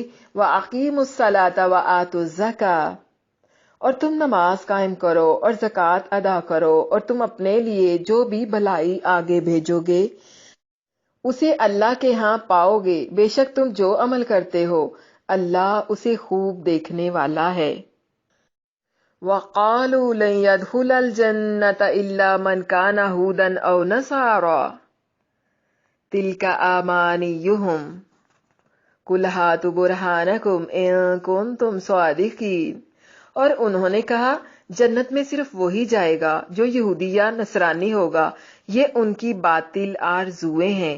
اے نبی کہہ دیجئے لاؤ تم اپنی دلیل اگر تم سچے ہو۔ بلا من اسلم وجہہ، کیوں نہیں بلکہ جس نے اپنا چہرہ اللہ کے لیے جھکا دیا اس حال میں کہ وہ نیکی کرنے والا ہے، تو اس کے لیے اس کا اجر اس کے رب کے پاس ہے، اور انہیں نہ کوئی خوف ہوگا اور نہ وہ غمگین ہوں گے۔ آیت نمبر 104 اور 105 ان میں بتایا گیا ہے کہ الفاظ کا جو استعمال ہے وہ بھی ادب کے دائرے میں رہ کر کرنا چاہیے۔ اللہ تعالیٰ نے اپنے مومن بندوں کو کافروں کے اقوال اور ان کے افعال کی مشابہت اختیار کرنے سے بھی منع فرمایا ہے۔ جو یہودی تھے نا، اللہ کے نبی صلی اللہ علیہ وسلم سے گفتگو کرتے ہوئے آپ کی ذات گرامی کی توہین کرتے تھے اور الفاظ کو اس طرح ادا کرتے کہ اپنی زبان کو پیش دیتے جس سے الفاظ کا جو معنی تھا وہ بالکل بدل جاتا۔ جب وہ یہ کہنا چاہتے کہ ہماری بات سنیں تو اس مفہوم کے لیے اسمع لنا یہ کہنے کی بجائے کیا کہتے؟ راعینا۔ تو اس کا اصل مفہوم تو یہ ہے کہ ہماری طرف توجہ کیجئے، اور جو اس کا مادہ ہے رعا ہے، مگر وہ اس سے رعونا مراد لیتے جس کا مادہ رعنا یعنی اوچھا پن، نہ سمجھی ہے یا اوچروا ہے۔ اللہ تعالیٰ نے فرمایا من الذین ہادوا یحرفون الکلم عن مواضعہ ویقولون سمعنا وعصینا واسمع غیر مسمع ورعینا لیا بألسنتہم وطعنا فی الدین ولو انہم قالوا سمعنا واطعنا واسمع وانظرنا لکان خیر لہم واقوم ولکن لعنہم اللہ بکفرہم فلا یؤمنون الا قلیلا۔ سورۃ نساء۔ اور یہ جو یہودی ہیں ان میں کچھ ایسے لوگ بھی ہیں کہ کلمات کو ان کے مقامات سے بدل دیتے ہیں اور اپنی زبانوں کو بل دے کر سچے دین کے خلاف تانا زنی کرتے ہوئے کہتے ہیں کہ ہم نے سن لیا ہے اور ہم نے نہیں مانا، اور کہتے ہیں سنو اگرچہ تم اس قابل نہیں ہو، نعوذ باللہ، کہ تمہیں کچھ سنایا جائے، اور آپ سے مخاطب ہو کر کہتے ہیں راعینا۔ اور بے شک اگر وہ کہتے کہ ہم نے سن لیا اور مان لیا، اور کہتے ہماری بات سنیے، ہماری طرف نظر کیجئے، ہماری طرف بھی دیکھیے، ہماری بات بھی سنیے، تو ان کے حق میں کتنا بہتر ہوتا اور نہایت مناسب ہوتا۔ لیکن اللہ نے ان کے کفر کے سبب ان پر لعنت کر رکھی ہے، تو بہت تھوڑا ہی ہے جو وہ ایمان لائیں گے۔ یعنی اللہ تعالیٰ نے کفار کے ساتھ مشابہت کرنے سے بھی منع کر دیا۔ اس طرح بعض روایات میں یہ بھی ملتا ہے کہ وہ لوگ سلام کہتے تو السلام علیکم کی بجائے السلام علیکم کہتے، اور سام کا معنی موت ہے، اسی لیے ہمیں یہ حکم ہے کہ ہم ان کے سلام کے جواب میں صرف وعلیکم کہیں۔ اور حدیث میں یہ بات بھی ہے کہ ہماری بد دعا ان کے حق میں قبول ہوتی ہے اور ان کی بد دعا ہمارے حق میں قبول نہیں ہوتی۔ اللہ تعالیٰ نے اس آیت میں اہل ایمان کو کافروں کے ساتھ قول و فعل میں مشابہت سے منع کیا ہے۔ ابن عمر رضی اللہ عنہما سے روایت ہے کہ رسول اللہ صلی اللہ علیہ وسلم نے فرمایا، مجھے قیامت سے پہلے تلوار کے ساتھ محبوس کیا گیا ہے تاکہ اللہ وحدہ لا شریک کی عبادت کی جائے۔ میرا رزق میرے نیزے کے سائے تلے رکھ دیا گیا ہے، ذلت و رسوائی اس کے مقدر میں لکھ دی گئی ہے جو میرے حکم کی مخالفت کرے، اور جو شخص کسی قوم کی مشابہت اختیار کرے تو وہ انہی میں سے ہے۔ من تشبہ بقوم فہو منہم، جس نے کسی قوم کی مشابہت اختیار کی وہ انہی میں سے ہے۔ تو کفار کے قول، فعل، لباس، ان کے تہواروں، ان کی عبادات، ان کے کام، کسی بھی قسم کے کام، ان میں ان کے ساتھ مشابہت کرنے سے منع کیا گیا ہے، ان کی مشابہت اختیار کرنے کی سخت وعید آئی ہے۔ ہماری شریعت میں ان کا کوئی وجود ہی نہیں ہے۔ ارشاد باری تعالیٰ ہے، اے اہل ایمان، تم گفتگو کے وقت اللہ کے نبی صلی اللہ علیہ وسلم سے رائنا نہ کہو، یعنی ایسا لفظ ہی اللہ تعالیٰ نے بولنے سے منع کر دیا جس میں شک بھی ہو، جس کے اندر تھوڑی سی بھی مشابہت پائی جاتی ہو، تو اللہ نے کہہ دیا کہ تم رائنا کہو ہی نہ، بلکہ کیا کہو، انظرنا۔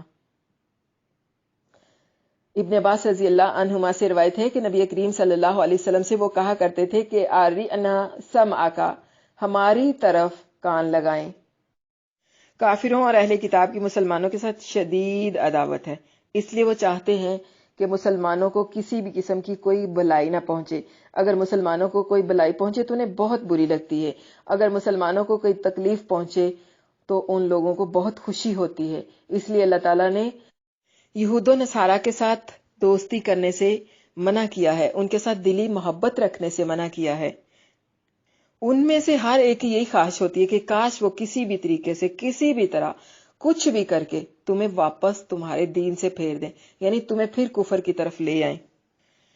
اللہ تعالیٰ نے یہاں پر فرمایا کہ جس طرح چاہے اللہ تعالیٰ مخلوق میں تصرف کر سکتا ہے، کیونکہ مخلوق بھی اسی کی ہے اور امر بھی اسی کا ہے، زمین بھی اسی کی ہے اور آسمان بھی اسی کا ہے، اختیار بھی اسی کا ہے۔ جس طرح اس نے چاہا ان کو پیدا کیا، اسی طرح جس کو وہ چاہے سعادت سے نوازے اور جسے چاہے شقاوت سے دوچار کر دے، جسے چاہے صحت عطا فرما دے اور جسے چاہے بیمار کر دے، جسے چاہے عزت عطا فرمائے اور جسے چاہے ذلیل کر دے، اسی طرح یہ بھی اسی کا اختیار ہے کہ اپنے بندوں کے لیے جو چاہے فیصلہ فرمائے، جس چیز کو چاہے حلال کر دے اور جسے چاہے حرام کر دے، جسے چاہے مباح کر دے اور جسے چاہے ممنوع کر دے۔ وہ جو فیصلہ چاہے فرما دے، اسے اپنے فیصلے سے کوئی نہیں روک سکتا، وہ جو چاہے کرے، اسے کوئی نہیں پوچھ سکتا۔ جبکہ مخلوق سے پوچھ گچھ ہوگی، وہ اپنے بندوں کی طرح اس طرح بھی آزمائش کرتا ہے، یعنی نسخ کی صورت میں دیکھنا چاہتا ہے کہ رسولوں کی اطاعت کون کرتا ہے، اس لیے وہ ایک چیز کا حکم دے دیتا ہے اور اس میں جو مصلحت ہوتی ہے اسے صرف وہی جانتا ہے، پھر جب وہ چاہتا ہے تو اپنے علم کے مطابق اس سے منع فرما دیتا ہے۔ اس لیے مکمل اطاعت کا تقاضا یہ ہے کہ اس کے حکم کے آگے سر جھکا دیا جائے، اس کے رسول جو بھی خبریں دیں ان کی پیروی کی جائے، ان کا حکم مانا جائے، انہیں تسلیم کیا جائے اور جس بات سے وہ منع کریں اس سے مکمل طور پر رک جائیں۔ پھر آیت نمبر 108 کے اندر اللہ تعالیٰ نے اہل ایمان کو اس بات سے منع فرمایا ہے کہ وہ چیزوں کے وقوع سے قبل ہی نبی صلی اللہ علیہ وسلم سے کثرت سے سوال نہ کریں۔ ارشاد باری تعالیٰ ہے، یا ایھا الذین آمنوا لا تسألوا عن اشیاء ان تبد لکم تسؤکم وان تسألوا عنها حین ینزل القرآن تبد لکم۔ سورۃ مائدہ۔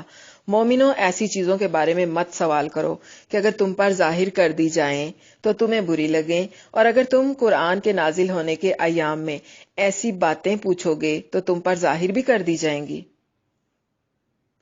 صحیحین میں مغیرہ بن شعبہ رضی اللہ عنہ کی حدیث میں ہے کہ بے شک آپ صلی اللہ علیہ وسلم فضول گفتگو، کثرت سوال اور عدات مال سے منع فرمایا کرتے تھے۔ تو جو ناپسندیدہ چیزیں ہیں کیا ہیں؟ فضول گفتگو کرنا، کثرت سے بلا وجہ سوال کرنا اور مال کو ضائع کرنا۔ تو کرنا کیا ہے؟ فضول گفتگو نہیں کرنی، بلا وجہ فضول سوال نہیں کرنے اور مال کو ضائع نہیں کرنا۔ صحیح مسلم میں ہے کہ آپ صلی اللہ علیہ وسلم نے فرمایا ذرونی ما ترکتم، مجھے چھوڑ دو جب تک میں تمہیں چھوڑے رکھوں، کیونکہ تم سے پہلے لوگوں کو کثرت سوال اور اپنے انبیاء سے اختلاف ہی نے تباہ و برباد کر دیا تھا۔ پس جب میں تمہیں کوئی حکم دوں تو اپنی استطاعت کے مطابق اسے بجا لاؤ، اور جب کسی چیز سے منع کر دوں تو اسے مکمل طور پر اجتناب کرو۔ یہ آپ نے اس وقت فرمایا تھا جب آپ صلی اللہ علیہ وسلم نے مسلمانوں کو بتایا کہ اللہ تعالیٰ نے تم پر حج فرض کیا ہے۔ تو ایک آدمی نے عرض کی تھی، اے اللہ کے رسول صلی اللہ علیہ وسلم، کیا حج ہر سال فرض؟ اس نے 3 بار یہ سوال دہرایا، یعنی 3 مرتبہ اس نے پوچھا کہ کیا حج ہر سال فرض ہے؟ آپ صلی اللہ علیہ وسلم خاموش رہے، پھر فرمایا لا، نہیں۔ آپ نے فرمایا کہ اگر میں ہاں کہہ دیتا تو حج ہر سال واجب ہو جاتا، اور اگر واجب ہو جاتا تو تمہیں ہر سال حج کرنے کی استطاعت نہ ہوتی۔ پھر آپ نے فرمایا مجھے چھوڑ دو جب تک میں تمہیں چھوڑے رکھوں، یعنی جب تک میں کسی چیز کے بارے میں تمہیں خود نہ بتاؤں، بلا وجہ اس چیز کے بارے میں مجھ سے سوال نہ کیا کرو۔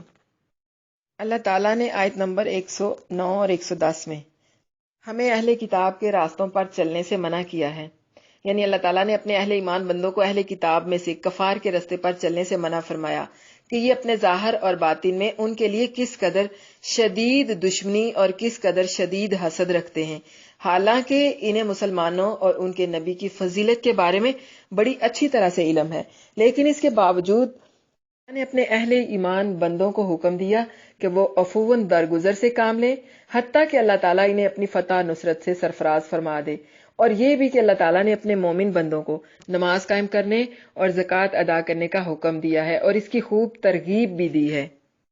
آیت نمبر 111 سے 113 اہل کتاب کے باطل خیالات کے بارے میں اللہ تعالیٰ نے ارشاد فرمایا ہے کہ وہ اپنے بارے میں کس قدر فریب خوردہ ہیں، خوش فہمی میں مبتلا ہیں، اور ان میں سے ہر ایک نے دعویٰ کیا ہے کہ صرف انہی کی ملت یعنی انہی کی قوم جنت میں جائے گی۔ یعنی یہودیوں نے کہا جنت میں وہ جائے گا جو یہودی ہوگا، نصارہ نے کہا جنت میں وہ جائے گا جو نصارہ ہوگا۔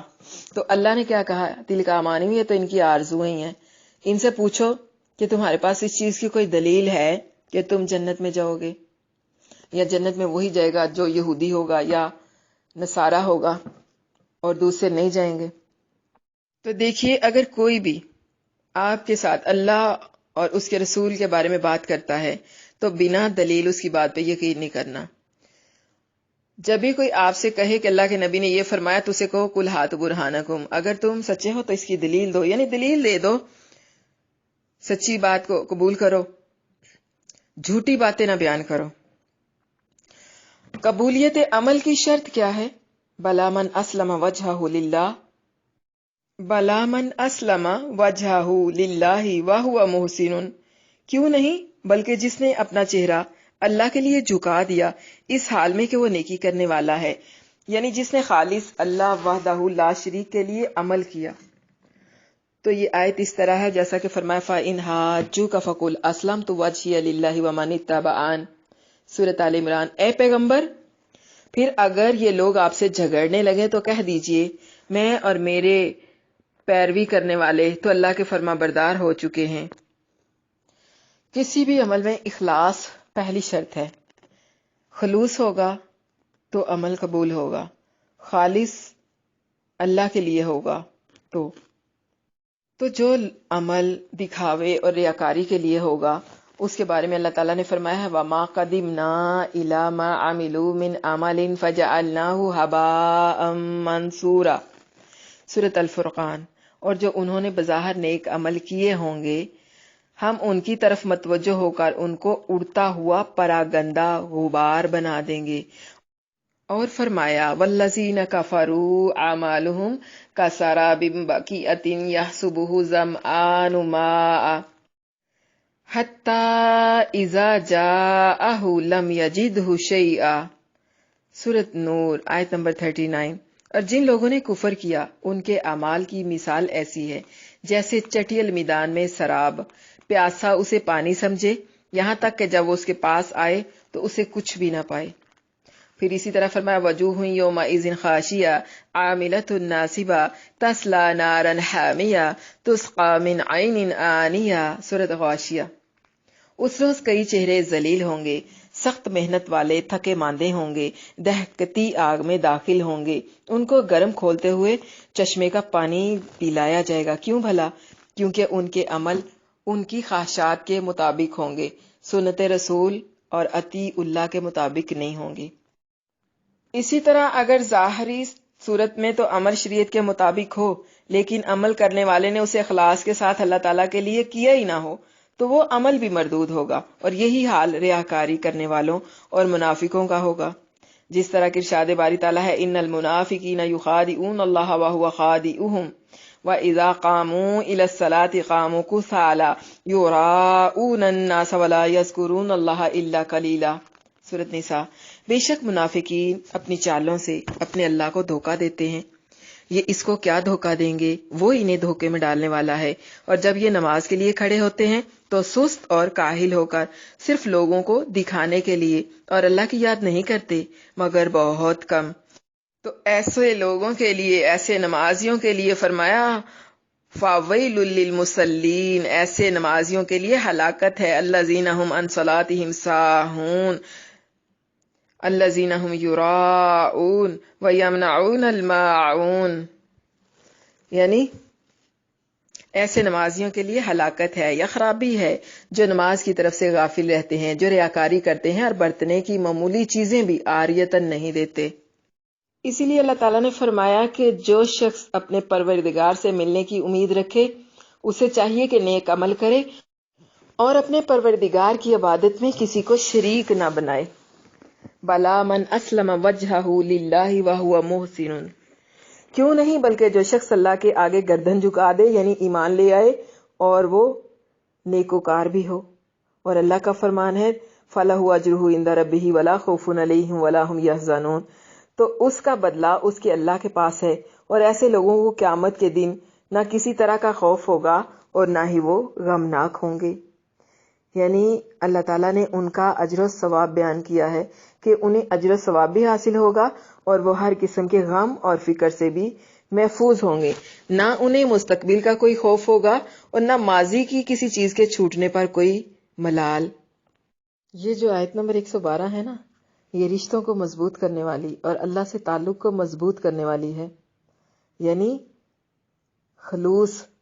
تو جس عمل میں خلوص ہوگا وہی عمل اللہ کو قبول ہوگا، اور جو عمل خلوص سے خالی ہو اور اللہ کی رضا کے لیے بھی نہ ہو وہ قابل قبول نہیں۔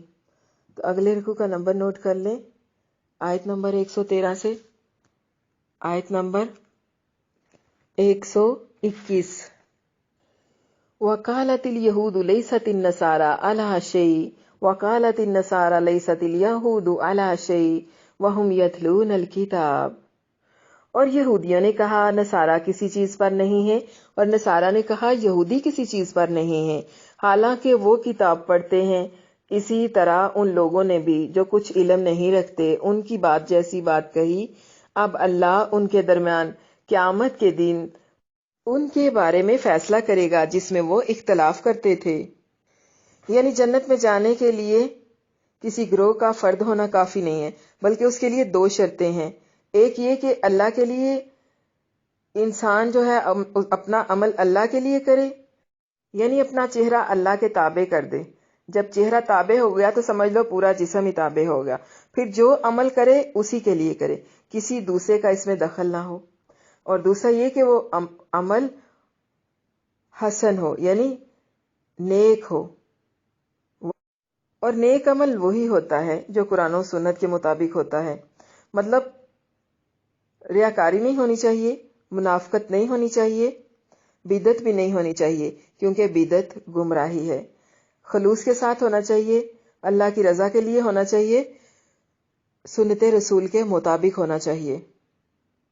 فرقہ واریت بہت ہی بری چیز ہے. فرقہ واریت سے مساجد ویران ہو جاتی ہیں. وَمَنْ أَظْلَمُ مِمَّنْ مَنَعَ مَسَاجِدَ اللَّهِ أَنْ يُذْكَرَ فِيهَا اسْمُهُ وَسَعَىٰ فِي خَرَابِهَا. اور اس سے زیادہ ظالم کون ہے جو اللہ کی مسجدوں سے منع کرے کہ ان میں اس کا نام لیا جائے اور ان کی بربادی کی کوشش کرے. یہ لوگ ان کا حق نہ تھا کہ ان میں داخل ہوتے مگر ڈرتے ہوئے. ان کے لیے دنیا ہی میں ایک رسوائی ہے اور ان کے لیے آخرت میں بہت بڑا عذاب ہے. اور اللہ ہی کے لیے مشرق و مغرب ہے، تو تم جس طرف بھی رخ کرو سو وہیں اللہ کا چہرہ ہے. بے شک اللہ وسط والا سب کچھ جاننے والا ہے. یعنی اپنے گروہ کو حق پر کہنا اور اپنے سوا باقی سب کو غلط کہنا. ان لوگوں کو غور کرنا چاہیے کہ ظلم کے ناجائز ہونے پر تو سب کا اتفاق ہے. پھر اس سے بڑا ظالم کون ہے جو اللہ کی مسجدوں سے منع کرے کہ ان میں اللہ کا نام لیا جائے، انہیں ویران کرنے کی کوشش کرے. تو یہ کام مشرکین کیا کرتے تھے. مشرکین مکہ نے کیا. اللہ کے نبی صلی اللہ علیہ وسلم کو مکہ سے نکال دیا اور پھر حج اور عمرہ کے لیے آنے پر پابندی لگا دی. اور اللہ ہی کے لیے مشرق و مغرب ہے. اب اس آیت کا مطلب یہ نہیں ہے کہ نماز میں قبلہ کی طرف رخ کرنا ضروری نہیں، بلکہ مراد خاص صورتوں میں کہ قبلہ کی پابندی ختم کرنا ہے، کیونکہ اس سے پہلے ان ظالموں کا ذکر ہے جو اللہ کی مسجدوں سے روکتے ہیں. یعنی ان ظالموں کی اللہ کی مسجدوں سے روکنے اور انہیں ویران کرنے کی کوشش اللہ تعالیٰ کی عبادت کی راہ میں رکاوٹ نہیں بن سکتی. مشرق اور مغرب کا مالک تو اللہ ہی ہے. سو انسان کو قبلہ کی طرف رخ کرنے میں اگر کوئی مشکل پیش آئے، کوئی دشواری ہو، دشمن کا خوف ہو یا پھر قبلہ ہی معلوم نہ ہو، تو پھر وہ جس طرف بھی منہ کر کے نماز پڑھ لے گا اس کی درست تسلیم کی جائے گی. اللہ سے تعلق توڑنا، اللہ سے رشتہ ٹوٹنے کی جو سب سے بڑی وجہ ہے نا، وہ شرک ہے. یعنی جب اللہ کے بیٹے بیٹیاں بنائی جائیں تو پھر اللہ تعالیٰ کی ذات کے ساتھ شرک ہو جاتا ہے. وَقَالُوا اتَّخَذَ اللَّهُ وَلَدًا. اور انہوں نے کہا اللہ نے کوئی اولاد بنا رکھی ہے. وہ پاک ہے، بلکہ اسی کا ہے جو کچھ آسمانوں اور زمین میں ہے. سب اسی کے فرما بردار ہیں. آسمانوں اور زمین کا موجد ہے اور جب کسی کام کا فیصلہ کرتا ہے تو اسے بس یہی کہتا ہے کن ہو جا فیکون، تو بس وہ ہو جاتا ہے. یعنی اللہ تعالیٰ جب کسی کام کے کرنے کا ارادہ کر لیتا ہے تو ہماری طرح اللہ تعالیٰ کو محنت مشقت نہیں کرنی پڑتی. جس طرح کہ ہم نے کھانا بنانا ہوتا ہے تو کتنی مصیبتیں کرنی پڑتی ہیں. سبزی لاؤ، پھر اس کو بناؤ، پھر پکاؤ، آٹا گوندو، روٹی بناؤ، پھر کھاؤ. کوئی گھر بنانا ہے، کوئی عمارت بنانی ہے تو کتنا کچھ مٹیریل لاؤ، مستری لاؤ، اینٹیں، ریت، سیمنٹ، سریا، بجری، پتہ نہیں کیا کیا کچھ. لیکن اللہ کو یہ سب کچھ نہیں کرنا، کیونکہ اللہ تعالیٰ کے لیے تو بہت آسان ہے. وہ جب بھی کسی کام کے کرنے کی نیت کرتا ہے، کسی کام کے کرنے کا ارادہ کرتا ہے تو اس کو کہتا ہے کن فیکون. یعنی بس اللہ نے اس کو کن کہنا ہے اور اس کا کام ہو جانا ہے. تو آئیں اس وقت پورے خلوص کے ساتھ اللہ تعالیٰ سے دعا مانگتے ہیں کہ اے اللہ، جو بھی یہاں اپنے دل میں دعائیں لے کر بیٹھے ہیں، اللہ ان سب دعاؤں پر قبولیت کا کن کہہ دے. اللہ تو صاحب کن فیکون ہے، میرے ان مسائل کو حل کر دے. آمین. اور ان لوگوں نے کہا جو نہیں جانتے ہم سے اللہ کلام کیوں نہیں کرتا یا ہمارے پاس کوئی نشانی کیوں نہیں آتی. لوگوں نے جو ان سے پہلے تھے ان کی بات جیسی بات کہی، ان کے دل ایک دوسرے جیسے ہو گئے. بے شک ہم نے ان لوگوں کے لیے آیات کھول کر بیان کر دی ہیں جو یقین کرتے ہیں. بے شک ہم نے تجھے حق کے ساتھ خوشخبری دینے والا اور ڈرانے والا بنا کر بھیجا ہے، اور تجھ سے جہنم والوں کے بارے میں نہیں پوچھا جائے گا، اور تجھ سے یہودی ہرگز راضی نہیں ہوں گے اور نہ نصارا، یہاں تک کہ تو ان کی ملت کی پیروی کرے. کہہ دے بے شک اللہ کی ہدایت ہی اصل ہدایت ہے، اور اگر تو نے ان کی خواہشات کی پیروی کی اس علم کے بعد جو تیرے پاس آیا ہے تو تیرے لیے اللہ سے چھڑانے میں نہ کوئی دوست ہوگا اور نہ کوئی مددگار. الذین آتیناہم الکتاب یتلونہ حق تلاوتہ. وہ لوگ جنہیں ہم نے کتاب دی ہے اسے پڑھتے ہیں جیسے اسے پڑھنے کا حق ہے. یہ لوگ اس پر ایمان رکھتے ہیں، اور جو کوئی اس کے ساتھ کفر کرے تو وہی لوگ नुकसान उठाने वाले हैं। हक के तिलावत का मफ़हूम क्या है? अहले किताब के अमाल बद का जिक्र करने के बाद अब उनमें से नेक और अल्लाह से डरने वालों का जिक्र फरमाया गया है कि वो किताब को इस तरह पढ़ते हैं जिस तरह उसे पढ़ने का हक है। इसका नतीजा ये है कि वो कुरान पर ईमान लाते हैं और इनके अहकामात पर अमल करते हैं। कुरान को इस तरह पढ़ते हैं, इसकी तिलावत इस तरह करते हैं जिस तरह के उसके पढ़ने का हक है, यानी उसके तर्जमा के साथ, उसकी तफसीर के साथ गौर व फिक्र करते हुए, तदब्बुर करते हुए, समझ कर पढ़ते हैं। सिर्फ मखारज के साथ हरूफ सीख लेना काफ़ी नहीं है। आयत नंबर 118 तशाबहत क़ुलूबुहुम, क़ल्बे मुतशाबिह, मिले जुले दिल, एक दूसरे से मिले जुले दिल। क़ालल्लज़ीना मिन क़ब्लिहिम मिस्ला क़ौलिहिम, इसी तरह जो लोग उनसे पहले थे वो भी उन्हीं की सी बातें किया करते थे। इनसे मुराद यहूद व नसारा हैं। तो यहाँ पर एक और दिल की किस्म है, क़ल्बे मुतशाबिह, मिले जुले दिल। इरशाद बारी ताला है, व इज़ा जाअतहुम आयातुन क़ालू लन नुमिना हत्ता नूता मिस्ला मा ऊतिया रसूलुल्लाह, अल्लाहु आलमु हैसा यजअलु रिसालता, सयुसीबुल्लज़ीना अजरमू सवारुन इंदल्लाहि व अज़ाबुन शदीदुम बिमा कानू यमकुरून। सूरत अनाम। और जब उनके पास कोई आयत आती है तो वो कहते हैं हम हरगिज ईमान नहीं लाएंगे हत्ता कि ऐसी ही चीज खुद हमें दी जाए जैसी रसूलों को दी गई। अल्लाह ही खूब जानता है कि अपनी रसालत का काम किसको सौंपे। जो लोग जुर्म करते हैं उनको अल्लाह के यहाँ जल्द ही जिल्लत मिलेगी और इस मकरो फरेब की वजह से अजाब शदीद होगा जो वो करते थे। तो इसी तरह सूरत बनी इसराइल के अंदर भी इरशाद बारी ताला है, वकालू लन नुमिना लका हत्ता तफजुरा लना मिनल अर्दि यंबुआ, यहाँ से लेके ना कुल सुबहान रब्बी हल कुन्तु इल्ला बशर और रसूला।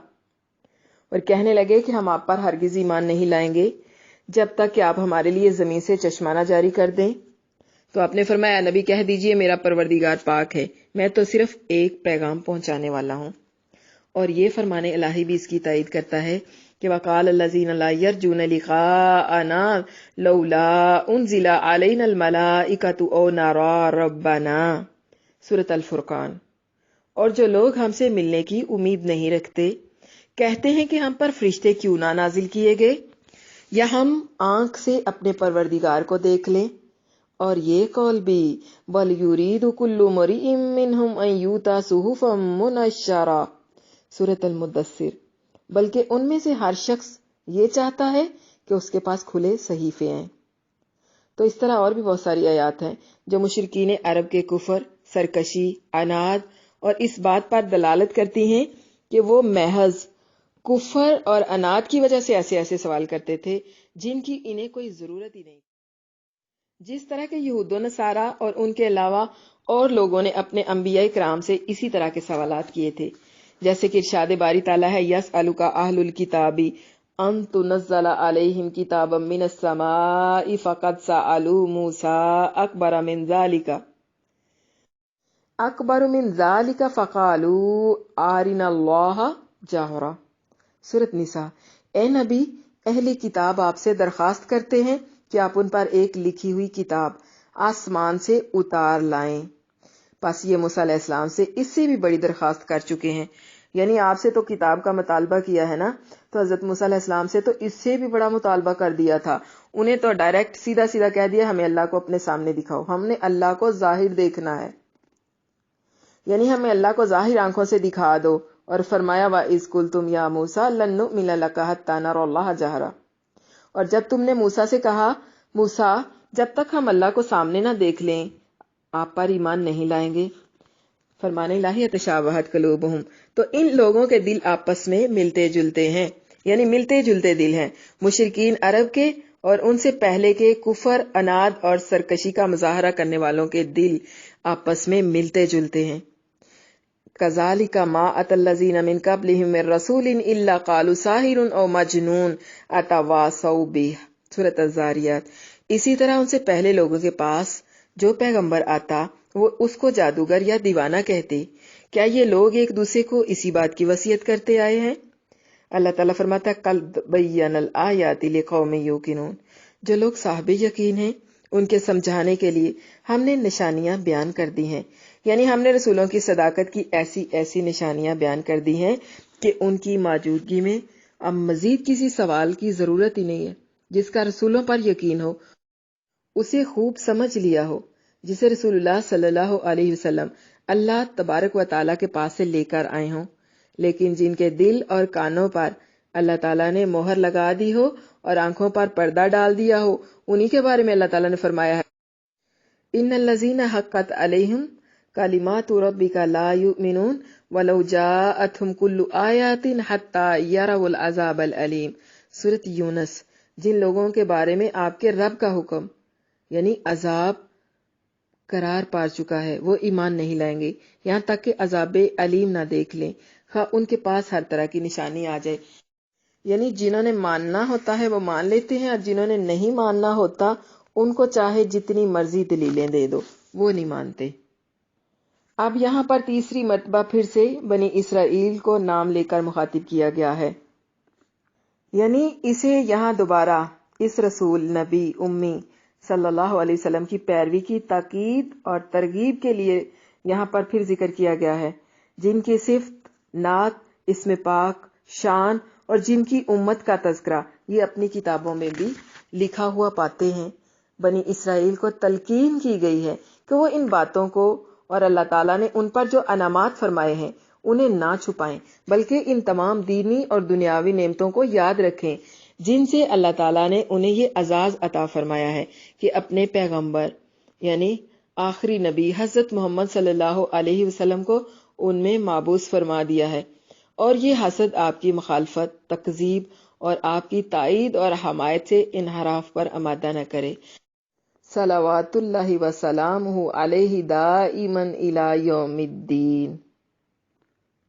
اگلے رکوع کا نمبر نوٹ کریں، آیت نمبر 122 سے آیت نمبر 129، اور اب تذکرہ ہے توحید کے امام حضرت ابراہیم علیہ السلام کا۔ اے بنی اسرائیل، تم میری اس نعمت کو یاد کرو جو میں نے تم پر انعام کی، اور بے شک میں نے تمہیں سارے جہانوں پر فضیلت دی تھی، اور اس دن سے ڈرو جب کوئی شخص کسی شخص کے کچھ بھی کام نہیں آئے گا، اور نہ اس سے کوئی بدلہ قبول کیا جائے گا، اور نہ اسے کوئی سفارش نفع دے گی، اور نہ ان کی مدد ہی کی جائے گی۔ اور جب ابراہیم کو اس کے رب نے چند کلمات کے ساتھ آزمایا تو اس نے انہیں پورا کر دیا۔ اللہ نے کہا، بے شک میں تجھے سب لوگوں کے لیے امام بنانے والا ہوں۔ ابراہیم علیہ السلام نے کہا، اور میری اولاد میں سے بھی۔ اللہ نے کہا، میرا عہد ظالموں کو نہیں پہنچے گا۔ اور جب ہم نے اس گھر کو لوگوں کے لیے لوٹ کر آنے کی جگہ اور سراسر امن والا بنایا، اور تم ابراہیم کی جائے قیام کو نماز کی جگہ بناؤ، اور ہم نے ابراہیم اور اسماعیل کو تاکیدی حکم دیا کہ تم دونوں میرے گھر کو طواف کرنے والوں اور اعتکاف کرنے والوں اور رکوع کرنے والوں اور سجدہ کرنے والوں کے لیے پاک صاف رکھو۔ اور جب ابراہیم نے کہا، اے میرے رب، اس جگہ کو ایک امن والا شہر بنا دے، اور اس کے رہنے والوں کو پھلوں سے رزق دے، اور ان میں سے جو اللہ اور یوم آخرت پر ایمان لائے، فرمایا، اور جس نے کفر کیا تو میں اسے بھی تھوڑا سا فائدہ دوں گا، پھر اسے آگ کے عذاب کی طرف بے بس کر دوں گا، اور وہ لوٹنے کی بری جگہ ہے۔ اور جب ابراہیم اس گھر کی بنیادیں اٹھا رہا تھا، اور اسماعیل بھی، اور ساتھ ساتھ کیا کر رہے تھے؟ ساتھ ساتھ دعائیں کرتے جا رہے تھے، ربنا تقبل منا انک انت السمیع العلیم، اے ہمارے رب ہم سے قبول فرما، بے شک تو ہی سب کچھ سننے والا، سب کچھ جاننے والا ہے۔ اے ہمارے رب، اور ہمیں اپنے لیے فرما بردار بنا، اور ہماری اولاد کو بھی۔ یہ دعائیں بڑی پیاری ہیں، یہ قرآنی دعائیں نوٹ کر لیں۔ ربنا واجعلنا مسلمین لک ومن ذریتنا امۃ مسلمۃ لک وارنا مناسکنا وتب علینا انک انت التواب الرحیم۔ اے ہمارے رب، اور ہمیں اپنے لیے فرما بردار بنا، اور ہماری اولاد میں سے بھی ایک امت اپنے لیے فرما بردار بنا، اور ہمیں ہماری عبادت کے طریقے دکھا، اور ہماری توبہ قبول فرما، بے شک تو ہی نہایت توبہ قبول کرنے والا، نہایت رحم والا ہے۔ اے ہمارے رب، اور انہی میں سے ایک رسول بھیج جو ان پر تیری آیتیں پڑھے اور انہیں کتاب و حکمت سکھائے اور انہیں پاک کرے، بے شک تو ہی سب پر غالب کمال حکمت والا ہے۔ یہ یہاں پر بنی اسرائیل کو آخری وارننگ تھی۔ بنی اسرائیل پر اللہ تعالیٰ نے انعامات کی انتہا کر دی اور انہوں نے نافرمانیوں کی انتہا کی۔ ان کے اندر غرور اور تکبر اس بات سے تھا کہ وہ سمجھتے تھے کہ جتنی بھی اچھی چیزیں، جو بھی اچھائیاں ہیں، صرف انہی کا ہی حق ہے، نہ تو کسی اور کو نبوت مل سکتی ہے، نہ ہی کسی اور کو کچھ اور اچھائی مل سکتی ہے۔ یعنی وہ ہر چیز پر صرف اپنا حق سمجھتے تھے اور سمجھتے تھے کہ ہم اللہ تعالیٰ کے بہت ہی چہیتے اور لاڈلے ہیں، اس لیے ہر چیز پر صرف ہمارا حق ہے۔ تو اللہ تعالیٰ نے انہیں جہاں پر فضیلت دی کہ انبیاء کا جو سلسلہ تھا بنی اسرائیل کے اندر تھا، یعنی جتنے بھی انبیاء آتے تھے بنی اسرائیل کے اندر آتے تھے۔ پھر جب ان کی نافرمانیاں حد سے بڑھ گئی تو اللہ تعالیٰ نے ان سے امامت چھین لی اور اس امامت کو کسی دوسری طرف منتقل کر دیا۔ کس طرف؟ وَإِذِ ابْتَلَىٰ إِبْرَاهِيمَ، حضرت ابراہیم علیہ السلام کی، یعنی نبوت کو بنی اسرائیل سے چھین کر بنی اسماعیل میں منتقل کر دیا۔ بنی اسرائیل پر اللہ تعالیٰ کے بے شمار انعامات ہوئے، انہوں نے نافرمانیاں کی۔ ادھر حضرت ابراہیم علیہ السلام کو اللہ تعالیٰ نے جہاں جہاں پر بھی آزمایا، حضرت ابراہیم علیہ السلام اس آزمائش میں پورے اترے تھے۔ وَإِذِ ابْتَلَىٰ إِبْرَاهِيمَ، اور پھر اللہ تعالیٰ نے حضرت ابراہیم سے کہا کہ میں تجھے، یعنی اس فرما برداری کا نوٹ کر لیجئے، جو اللہ تعالیٰ کے فرما بردار ہوتے ہیں اللہ تعالیٰ انہیں عزتوں سے نوازتا ہے۔ تو اللہ تعالیٰ نے حضرت ابراہیم کو اللہ کی آزمائشوں میں پورا اترنے پر امامت کا تاج پہنا دیا، دنیا کی امامت کا بھی اور آخرت کی امامت کا بھی۔ حضرت ابراہیم کو جب اللہ تعالیٰ نے کہا کہ میں تجھے لوگوں کا امام بنانے والا ہوں، تو فطری طور پر انسان کا جی چاہتا ہے جو مجھے چیز ملی ہے میرے بال بچوں کو بھی ملے، تو کہا وَمِن ذُرِّيَّتِي، میری اولاد کو بھی۔ اللہ تعالیٰ نے فرمایا کہ میرا عہد ظالموں کو نہیں پہنچتا۔ جب حضرت ابراہیم علیہ السلام کو آگ میں پھینکا گیا تھا تب بھی انہوں نے کہا حسبنا اللہ ونعم الوکیل۔ پھر بڑھاپے میں ملی ہوئی اولاد کو اللہ تعالیٰ نے حکم دیا کہ ویران اور بے آباد جگہ پر چھوڑو، تو چھوڑ آئے۔ یہ نہیں کہا کہ اللہ کوئی درندہ کھا جائے گا، کس کے سہارے پہ چھوڑ جاؤں یا سوچتا ہوں، بس اللہ نے کہا اسلم، جھک جا۔ تو حضرت ابراہیم نے کہا اسلم تو، میں جھک گیا۔ اللہ نے کہا جھک جا، تو کہا میں نے مان لیا، یہ نہیں کہا ابھی دیکھتا ہوں، سوچتا ہوں، کرتا ہوں۔ تو جن لوگوں نے کام نہیں نہ کرنا ہوتا وہ سوال بھی بہت کرتے ہیں، بہانے بھی بہت بناتے ہیں کہ ابھی یہ سوچنا ہے، ابھی وہ دیکھ لوں، یہ مینجمنٹ کر لوں، فلاں کر لوں، فلاں کر لوں۔ تو جنہوں نے کرنا ہوتا ہے وہ کہتے ہیں اسلم تو، کہ میں نے کر لیا، اللہ تو نے کہا تو میں نے مان لیا۔ اب دیکھیے ختنہ کرنے کا حکم جب نازل ہوا، اس وقت حضرت ابراہیم علیہ السلام کی عمر 80 سال کی تھی، مطلب بوڑھے ہو چکے تھے، جنگل میں لکڑیاں کاٹ رہے تھے۔ تو جب ختنہ کرنے کا حکم ہوا تو اسی کلہاڑے کے ساتھ ختنہ کر لیا اپنا۔ تو بعض منکرین حدیث نے اس پر اعتراض بھی اٹھایا ہے، لیکن ان بدبختوں کو یہ نہیں پتا کہ یہ تو فرما برداری کی انتہا ہے۔ اور دیکھیے کہ اسی بے آباد جگہ پر اللہ تعالیٰ نے اپنا گھر یعنی بیت اللہ بنوایا، اور کس سے بنوایا؟ حضرت ابراہیم اور حضرت اسماعیل سے۔ حضرت ابراہیم، حضرت اسماعیل بیت اللہ کی دیواریں اٹھا رہے تھے، ساتھ ساتھ دعائیں کرتے جا رہے تھے کہ اے اللہ اس گھر کو امن والا بنا دینا اور اس کے رہنے والوں کو پھلوں سے رزق دینا۔ پیچھے جب اللہ نے کہا تھا کہ تجھے امام بنانے والا ہوں تو کہا میری اولاد کو بھی، تو اللہ نے فرمایا میرا عہد ظالموں کو نہیں پہنچتا۔ اب یہاں پر کہہ رہے ہیں من آمنا، یعنی میری اولاد کو پھلوں میں سے رزق دینا، من آمنا منہم باللہ والیوم الآخر، یعنی اب کہہ دیا کہ جو تجھ پر ایمان لائیں انہیں۔ تو اللہ تعالیٰ نے فرمایا کہ میں کفر کرنے والوں کو بھی دوں گا، لیکن جو کفر کرنے والے ہیں نا آخرت میں ان کا کچھ حصہ نہیں ہے، دنیا میں میں انہیں بھی دوں گا، پھر آخرت میں انہیں عذاب کی طرف دھکیلوں گا جو لوٹنے کی بری جگہ ہے۔ اور جب حضرت ابراہیم بیت اللہ کی دیواریں اٹھا رہے تھے اور ان کے ساتھ حضرت اسماعیل تھے، ساتھ ساتھ دعا کر رہے تھے ربنا تقبل منا انک انت السمیع العلیم، یعنی اللہ تعالیٰ نے بیان فرمایا کہ حضرت ابراہیم نے مکہ کے لیے دعا کی تھی ربی جعل ھذا بلدا آمنا، کہ اللہ اس جگہ کو امن کا شہر بنا دے۔ یہاں امن ہی امن ہو اور کوئی خوف نہ ہو جو یہاں کے رہنے والوں کو دامن گیر ہو۔ اللہ تعالیٰ نے اس دعا کو شرف قبولیت بخشا۔ مکہ کو اس قدر امن، چین اور سکون کا گہوارہ بنا دیا کہ وہ امن داخلہ کان آمینہ، جو اس میں داخل ہو جاتا ہے وہ امن میں ہو جاتا ہے، وہ امن پا لیتا ہے، حالانکہ اس کے ارد گرد سے لوگ اچک لیے جاتے ہیں۔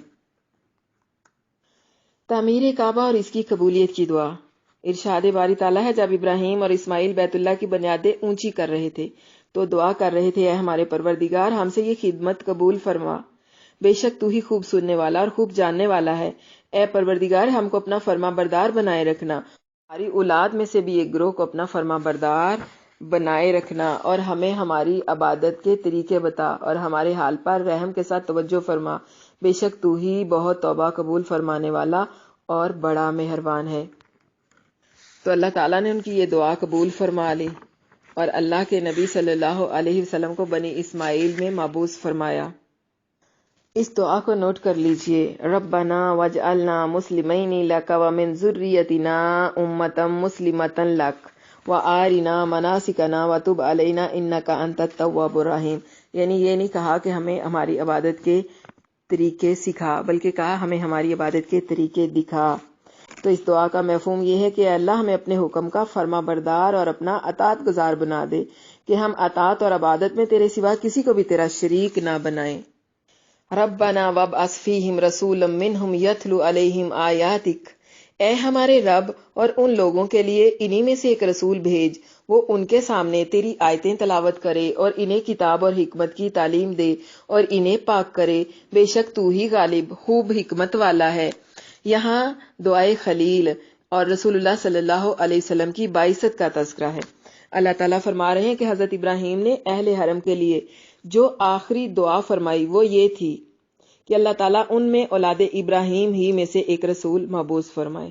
تو اللہ تعالیٰ نے یہ دعا قبول فرما لی اور حضرت محمد صلی اللہ علیہ وسلم کو عرب و عجم کے تمام انسانوں اور جنوں کی طرف رسول بنا کر بھیج دیا گیا۔ اللہ کے رسول صلی اللہ علیہ وسلم نے فرمایا کہ میں اپنے باپ حضرت ابراہیم کی دعا، حضرت عیسیٰ علیہ السلام کی بشارت اور اپنی ماں کا خواب ہوں جو انہوں نے دیکھا تھا، اور انبیاء کرام کی مائیں اسی طرح کے خواب دیکھا کرتی تھی۔ مراد یہ ہے کہ جنہوں نے سب سے پہلے آپ صلی اللہ علیہ وسلم کے ذکر کی سعادت حاصل کی اور لوگوں میں چرچا کیا وہ حضرت ابراہیم علیہ السلام ہیں۔ لوگوں میں ہمیشہ آپ کا ذکر خیر جاری و ساری رہا، حتیٰ کہ بنی اسرائیل کے آخری نبی حضرت عیسیٰ علیہ السلام نے تو بنی اسرائیل سے خطاب کرتے ہوئے باقاعدہ آپ کا نام یعنی آپ کا نام متعارف کروایا، یعنی انہی میں سے ان کے اندر ایک رسول بھیج جو انہیں کتاب و حکمت سکھائے، یعنی وہ انہیں کتاب اور دانائی سکھایا کرے۔ کتاب سے مراد قرآن مجید اور حکمت سے مراد سنت ہے، اور انہیں پاک صاف کرے۔ تو اس کا معنی یہ ہے کہ اللہ انہیں اپنی اطاعت اور فرما برداری پر لگا دے۔ اگلا رکوع آخری رکوع ہے، اس کا نمبر نوٹ کریں، آیت نمبر 130 سے 141۔ وَمَن يَرْغَبُ عَن مِلَّةِ إِبْرَاهِيمَ إِلَّا مَن سَفِهَ نَفْسَهُ، اور کون بے رغبتی کر سکتا ہے ملت ابراہیم سے سوائے اس کے جس نے اپنے نفس کو احمق بنا لیا، اور بے شک ہم نے ابراہیم کو دنیا میں چن لیا اور یقیناً وہ آخرت میں ضرور نیکوں میں سے ہوگا۔ اور جب ابراہیم سے اس کے رب نے کہا فرما بردار ہو جا، تو اس نے کہا اسلمت لرب العالمین، کہ میں اللہ رب العالمین کا فرما بردار ہو گیا۔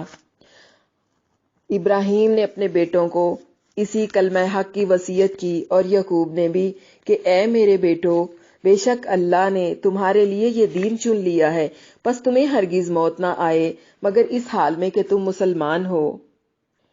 کیا جب یعقوب علیہ السلام کو موت آئی اس وقت تم موجود تھے جب اس نے اپنے بیٹوں سے کہا میرے بعد تم کس کی عبادت کرو گے؟ انہوں نے کہا ہم تیرے معبود اور تیرے باپ دادا ابراہیم، اسماعیل، اسحاق علیہم السلام کے معبود کی عبادت کریں گے جو ایک معبود ہے اور ہم اسی کے فرما بردار ہیں۔ یا ایک جماعت تھی جو گزر گئی، تلک امۃ قد خلت لہا ما کسبت ولکم ما کسبتم ولا تسألون عما کانوا یعملون۔ یہ ایک جماعت تھی جو گزر گئی اسی کے لیے ہے جو اس نے کمایا، اور تمہارے لیے ہے جو تم نے کمایا، اور جو عمل وہ کرتے تھے تم سے ان کے بارے میں سوال نہیں کیا جائے گا۔ اور انہوں نے کہا تم یہودی یا عیسائی ہو جاؤ، تم ہدایت پا جاؤ گے۔ اے نبی کہہ دیجئے نہیں، بلکہ ہم تو ملت ابراہیم کی پیروی کرتے ہیں، جو سب چھوڑ کر ایک اللہ کا ہو گیا اور وہ مشرکوں میں سے نہیں تھا۔ تم کہو ہم اللہ پر ایمان لے آئے اور اس پر ایمان لائے جو ہماری طرف نازل، اور جو ابراہیم، اسماعیل، اسحاق، یعقوب علیہم السلام اور ان کی اولادوں کی طرف نازل کیا گیا۔ وما اوتی موسیٰ و عیسیٰ وما اوتی النبیون من ربہم، اور جو موسیٰ اور عیسیٰ علیہم السلام کو دیا گیا اور جو نبیوں کو ان کے رب کی طرف سے دیا گیا، ہم ان میں سے کسی ایک میں بھی فرق نہیں کرتے اور ہم اسی کے فرما بردار ہیں۔ اور انہوں نے کہا تم یہودی یا عیسائی ہو جاؤ تو تم ہدایت پا جاؤ گے۔ اے نبی کہہ دیجئے نہیں، بلکہ ہم تو ملت ابراہیم کی پیروی کرتے ہیں، جو سب کو چھوڑ کر ایک اللہ کا ہو گیا اور وہ مشرکوں میں سے نہیں تھا۔ تم کہو ہم اللہ پر ایمان لائے اور اس پر ایمان لائے جو ہماری طرف نازل کیا گیا اور جو ابراہیم، اسماعیل، اسحاق، یعقوب اور ان کی اولادوں کی طرف نازل کیا گیا، اور جو موسیٰ اور عیسیٰ علیہم السلام کو دیا گیا اور جو نبیوں کو ان کے رب کی طرف سے دیا گیا، ہم ان میں سے کسی ایک میں بھی فرق نہیں کرتے اور ہم اسی کے فرما بردار ہیں۔ پھر اگر وہ اہل کتاب اس چیز پر ایمان لے آئیں جس پر تم ایمان لائے ہو تو بے شک وہ ہدایت پا جائیں گے، اور اگر وہ منہ موڑیں تو پھر وہی ہیں مخالفت میں، سو ان کے مقابلے میں آپ کو اللہ کافی ہے اور وہی خوب سننے والا خوب جاننے والا ہے۔ اے نبی کہہ دیجئے اللہ کا رنگ اختیار کرو، صبغۃ اللہ۔ اے نبی کہہ دیجئے اللہ کا رنگ اختیار کرو، اور رنگ کے لحاظ سے اللہ سے زیادہ اچھا کون ہے، اور ہم اسی کی عبادت کرنے والے ہیں۔ قُلْ أَتُحَاجُّونَنَا فِي اللَّهِ وَهُوَ رَبُّنَا وَرَبُّكُمْ۔ اے نبی کہہ دیجئے کیا تم ہم سے اللہ کے بارے میں جھگڑتے ہو، حالانکہ وہ ہمارا بھی رب ہے اور تمہارا بھی رب ہے، اور ہمارے لیے ہمارے عمل ہیں اور تمہارے لیے تمہارے عمل، اور ہم خالص اسی کے لیے عمل کرنے والے ہیں۔ کیا تم کہتے ہو کہ بے شک ابراہیم، اسماعیل، اسحاق، یعقوب علیہم السلام اور ان کی اولاد یہودی یا عیسائی تھے؟ کہہ دیجئے کیا تم زیادہ جانتے ہو یا اللہ، اور اس سے زیادہ ظالم کون ہے جس نے وہ گواہی چھپائی جو اللہ کی طرف سے اس کے پاس ہے، اور اللہ اس سے ہرگز غافل نہیں جو تم عمل کرتے ہو۔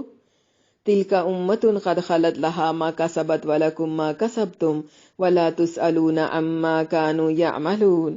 یہ ایک جماعت تھی جو گزر چکی، اسی کے لیے ہے جو اس نے کمایا، اور تمہارے لیے جو تم نے کمایا، تم سے ان کے بارے میں سوال نہیں کیا جائے گا جو وہ عمل کرتے تھے۔ یعنی انہوں نے تو جو کچھ بھی کیا ان کے ساتھ ہی ختم ہو گیا، تمہیں ان کی فکر کرنے کی بجائے اپنی فکر کرنی چاہیے، کیونکہ آپ سے ان کے بارے میں نہیں پوچھا جائے گا کہ وہ ایمان کیوں نہیں تھے لائے، انہوں نے یہ کیوں نہیں تھا کیا، اور نہ ہی ان سے تمہارے بارے میں پوچھا جائے گا۔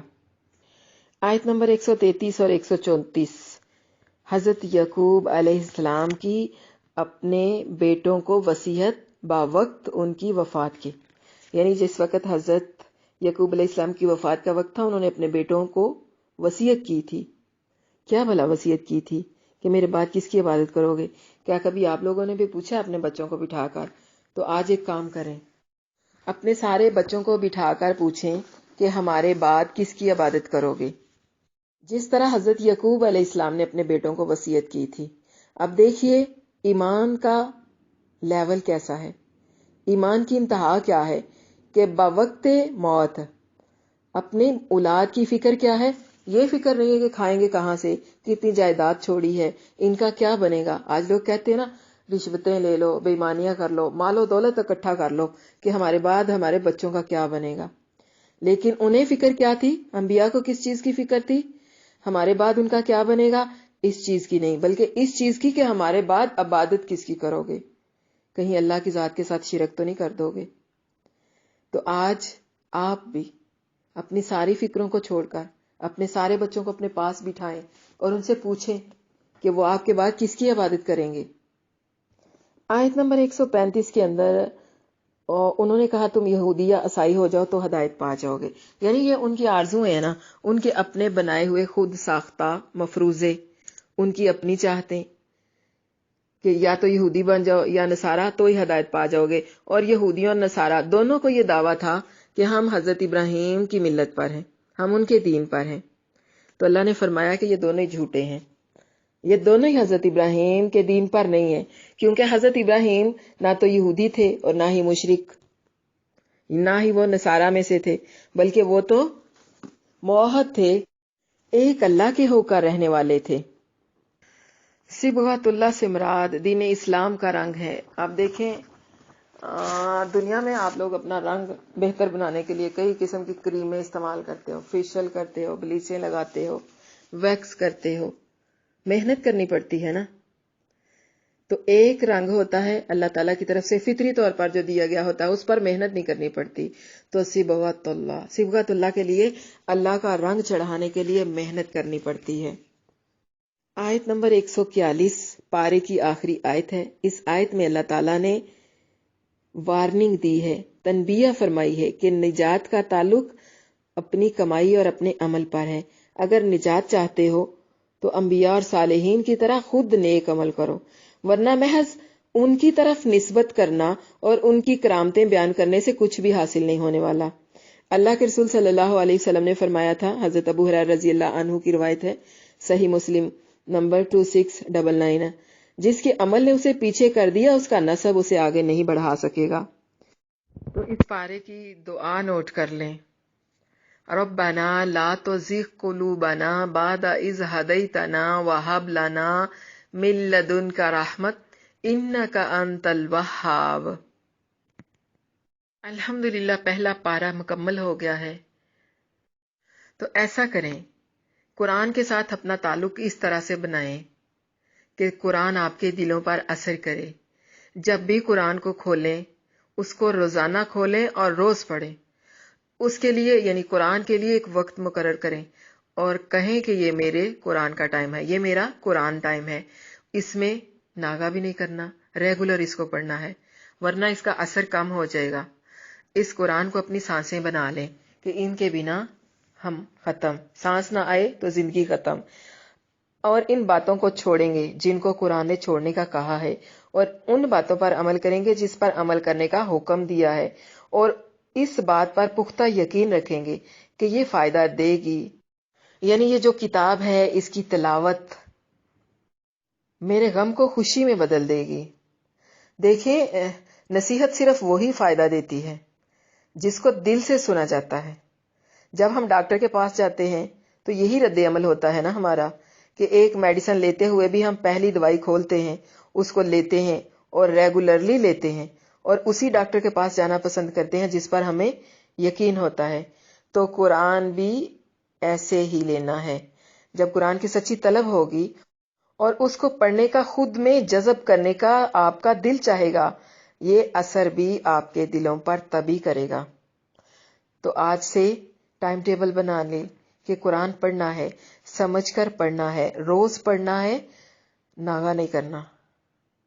پارہ نمبر 1 کے اہم نکات جو ہیں اور عمل کی باتیں نوٹ کریں۔ دعا مانگنے سے پہلے اللہ تعالیٰ کی تعریف کرنی ہے۔ سب سے اہم دعا ہے ہدایت کی دعا مانگنا، تو اللہ تعالیٰ سے ہدایت کی دعا مانگنی ہے۔ اللہ کے نیک بندوں کے رستے پر چلنے کی دعا مانگنی ہے۔ اللہ کی کتاب کو ہر قسم کے شک و شبے سے پاک سمجھنا ہے۔ ذالک الکتاب لا ریب فیہ پر یقین رکھنا ہے۔ ہر نیکی کی بنیاد تقوی ہے اور تقوی کو اختیار کرنا ہے۔ تقوی کا مرکز دل ہے اور دلوں کو صاف کرنا ہے۔ اپنے دلوں میں اللہ تعالیٰ کی محبت کو رکھنا ہے۔ ہر قسم کا کینہ، بغض، حسد کو نکالنا ہے۔ نیکی کی بنیاد تقوی ہے، اس کو اختیار کرنا ہے۔ منافقت کی سب سے بڑی علامت جھوٹ ہے، اس لیے جھوٹ سے بچنا ہے۔ اصلاح کے نام پر فساد نہیں کرنا، فساد کرنے سے بچنا ہے۔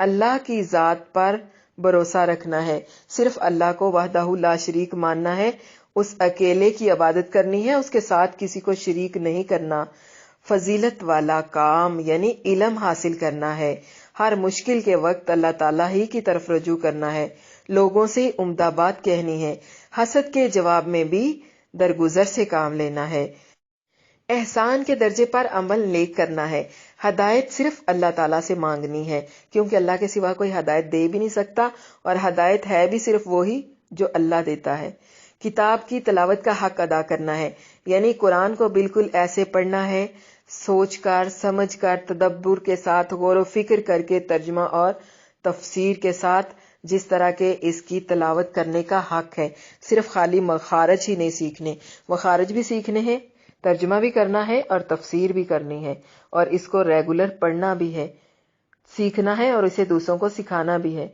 مرتے دم تک، زندگی کی آخری سانس تک اللہ تعالیٰ کا فرما بردار رہنا ہے اور اسلام پر قائم رہنا ہے، صحابہ جیسا ایمان لانا ہے، اللہ کے لیے خالص ہو کر ہر کام کرنا ہے، اپنے عمل کی بہتری کے لیے اللہ تعالیٰ سے دعا کرنی ہے اور اس پر پوری توجہ بھی دینی ہے، اپنے ایمان کو پختہ کرنے کے ساتھ ساتھ نیک عمل کرنے کی طرف بھی توجہ دینی ہے اور اپنا جائزہ بھی لینا ہے۔ سبحانک اللہم و بحمدک، اشہد ان لا الہ الا انت، استغفرک و اتوب الیک، سبحان ربک رب العزت عما یصفون وسلام علی المرسلین والحمد للہ رب العالمین، رب اغفر وارحم وانت خیر الراحمین، وصلی اللہ وسلم وبارک علی نبینا محمد وعلی آلہ واصحابہ اجمعین، آمین ثم آمین یا رب العالمین۔ السلام علیکم ورحمۃ اللہ وبرکاتہ۔ بسم اللہ الرحمن الرحیم۔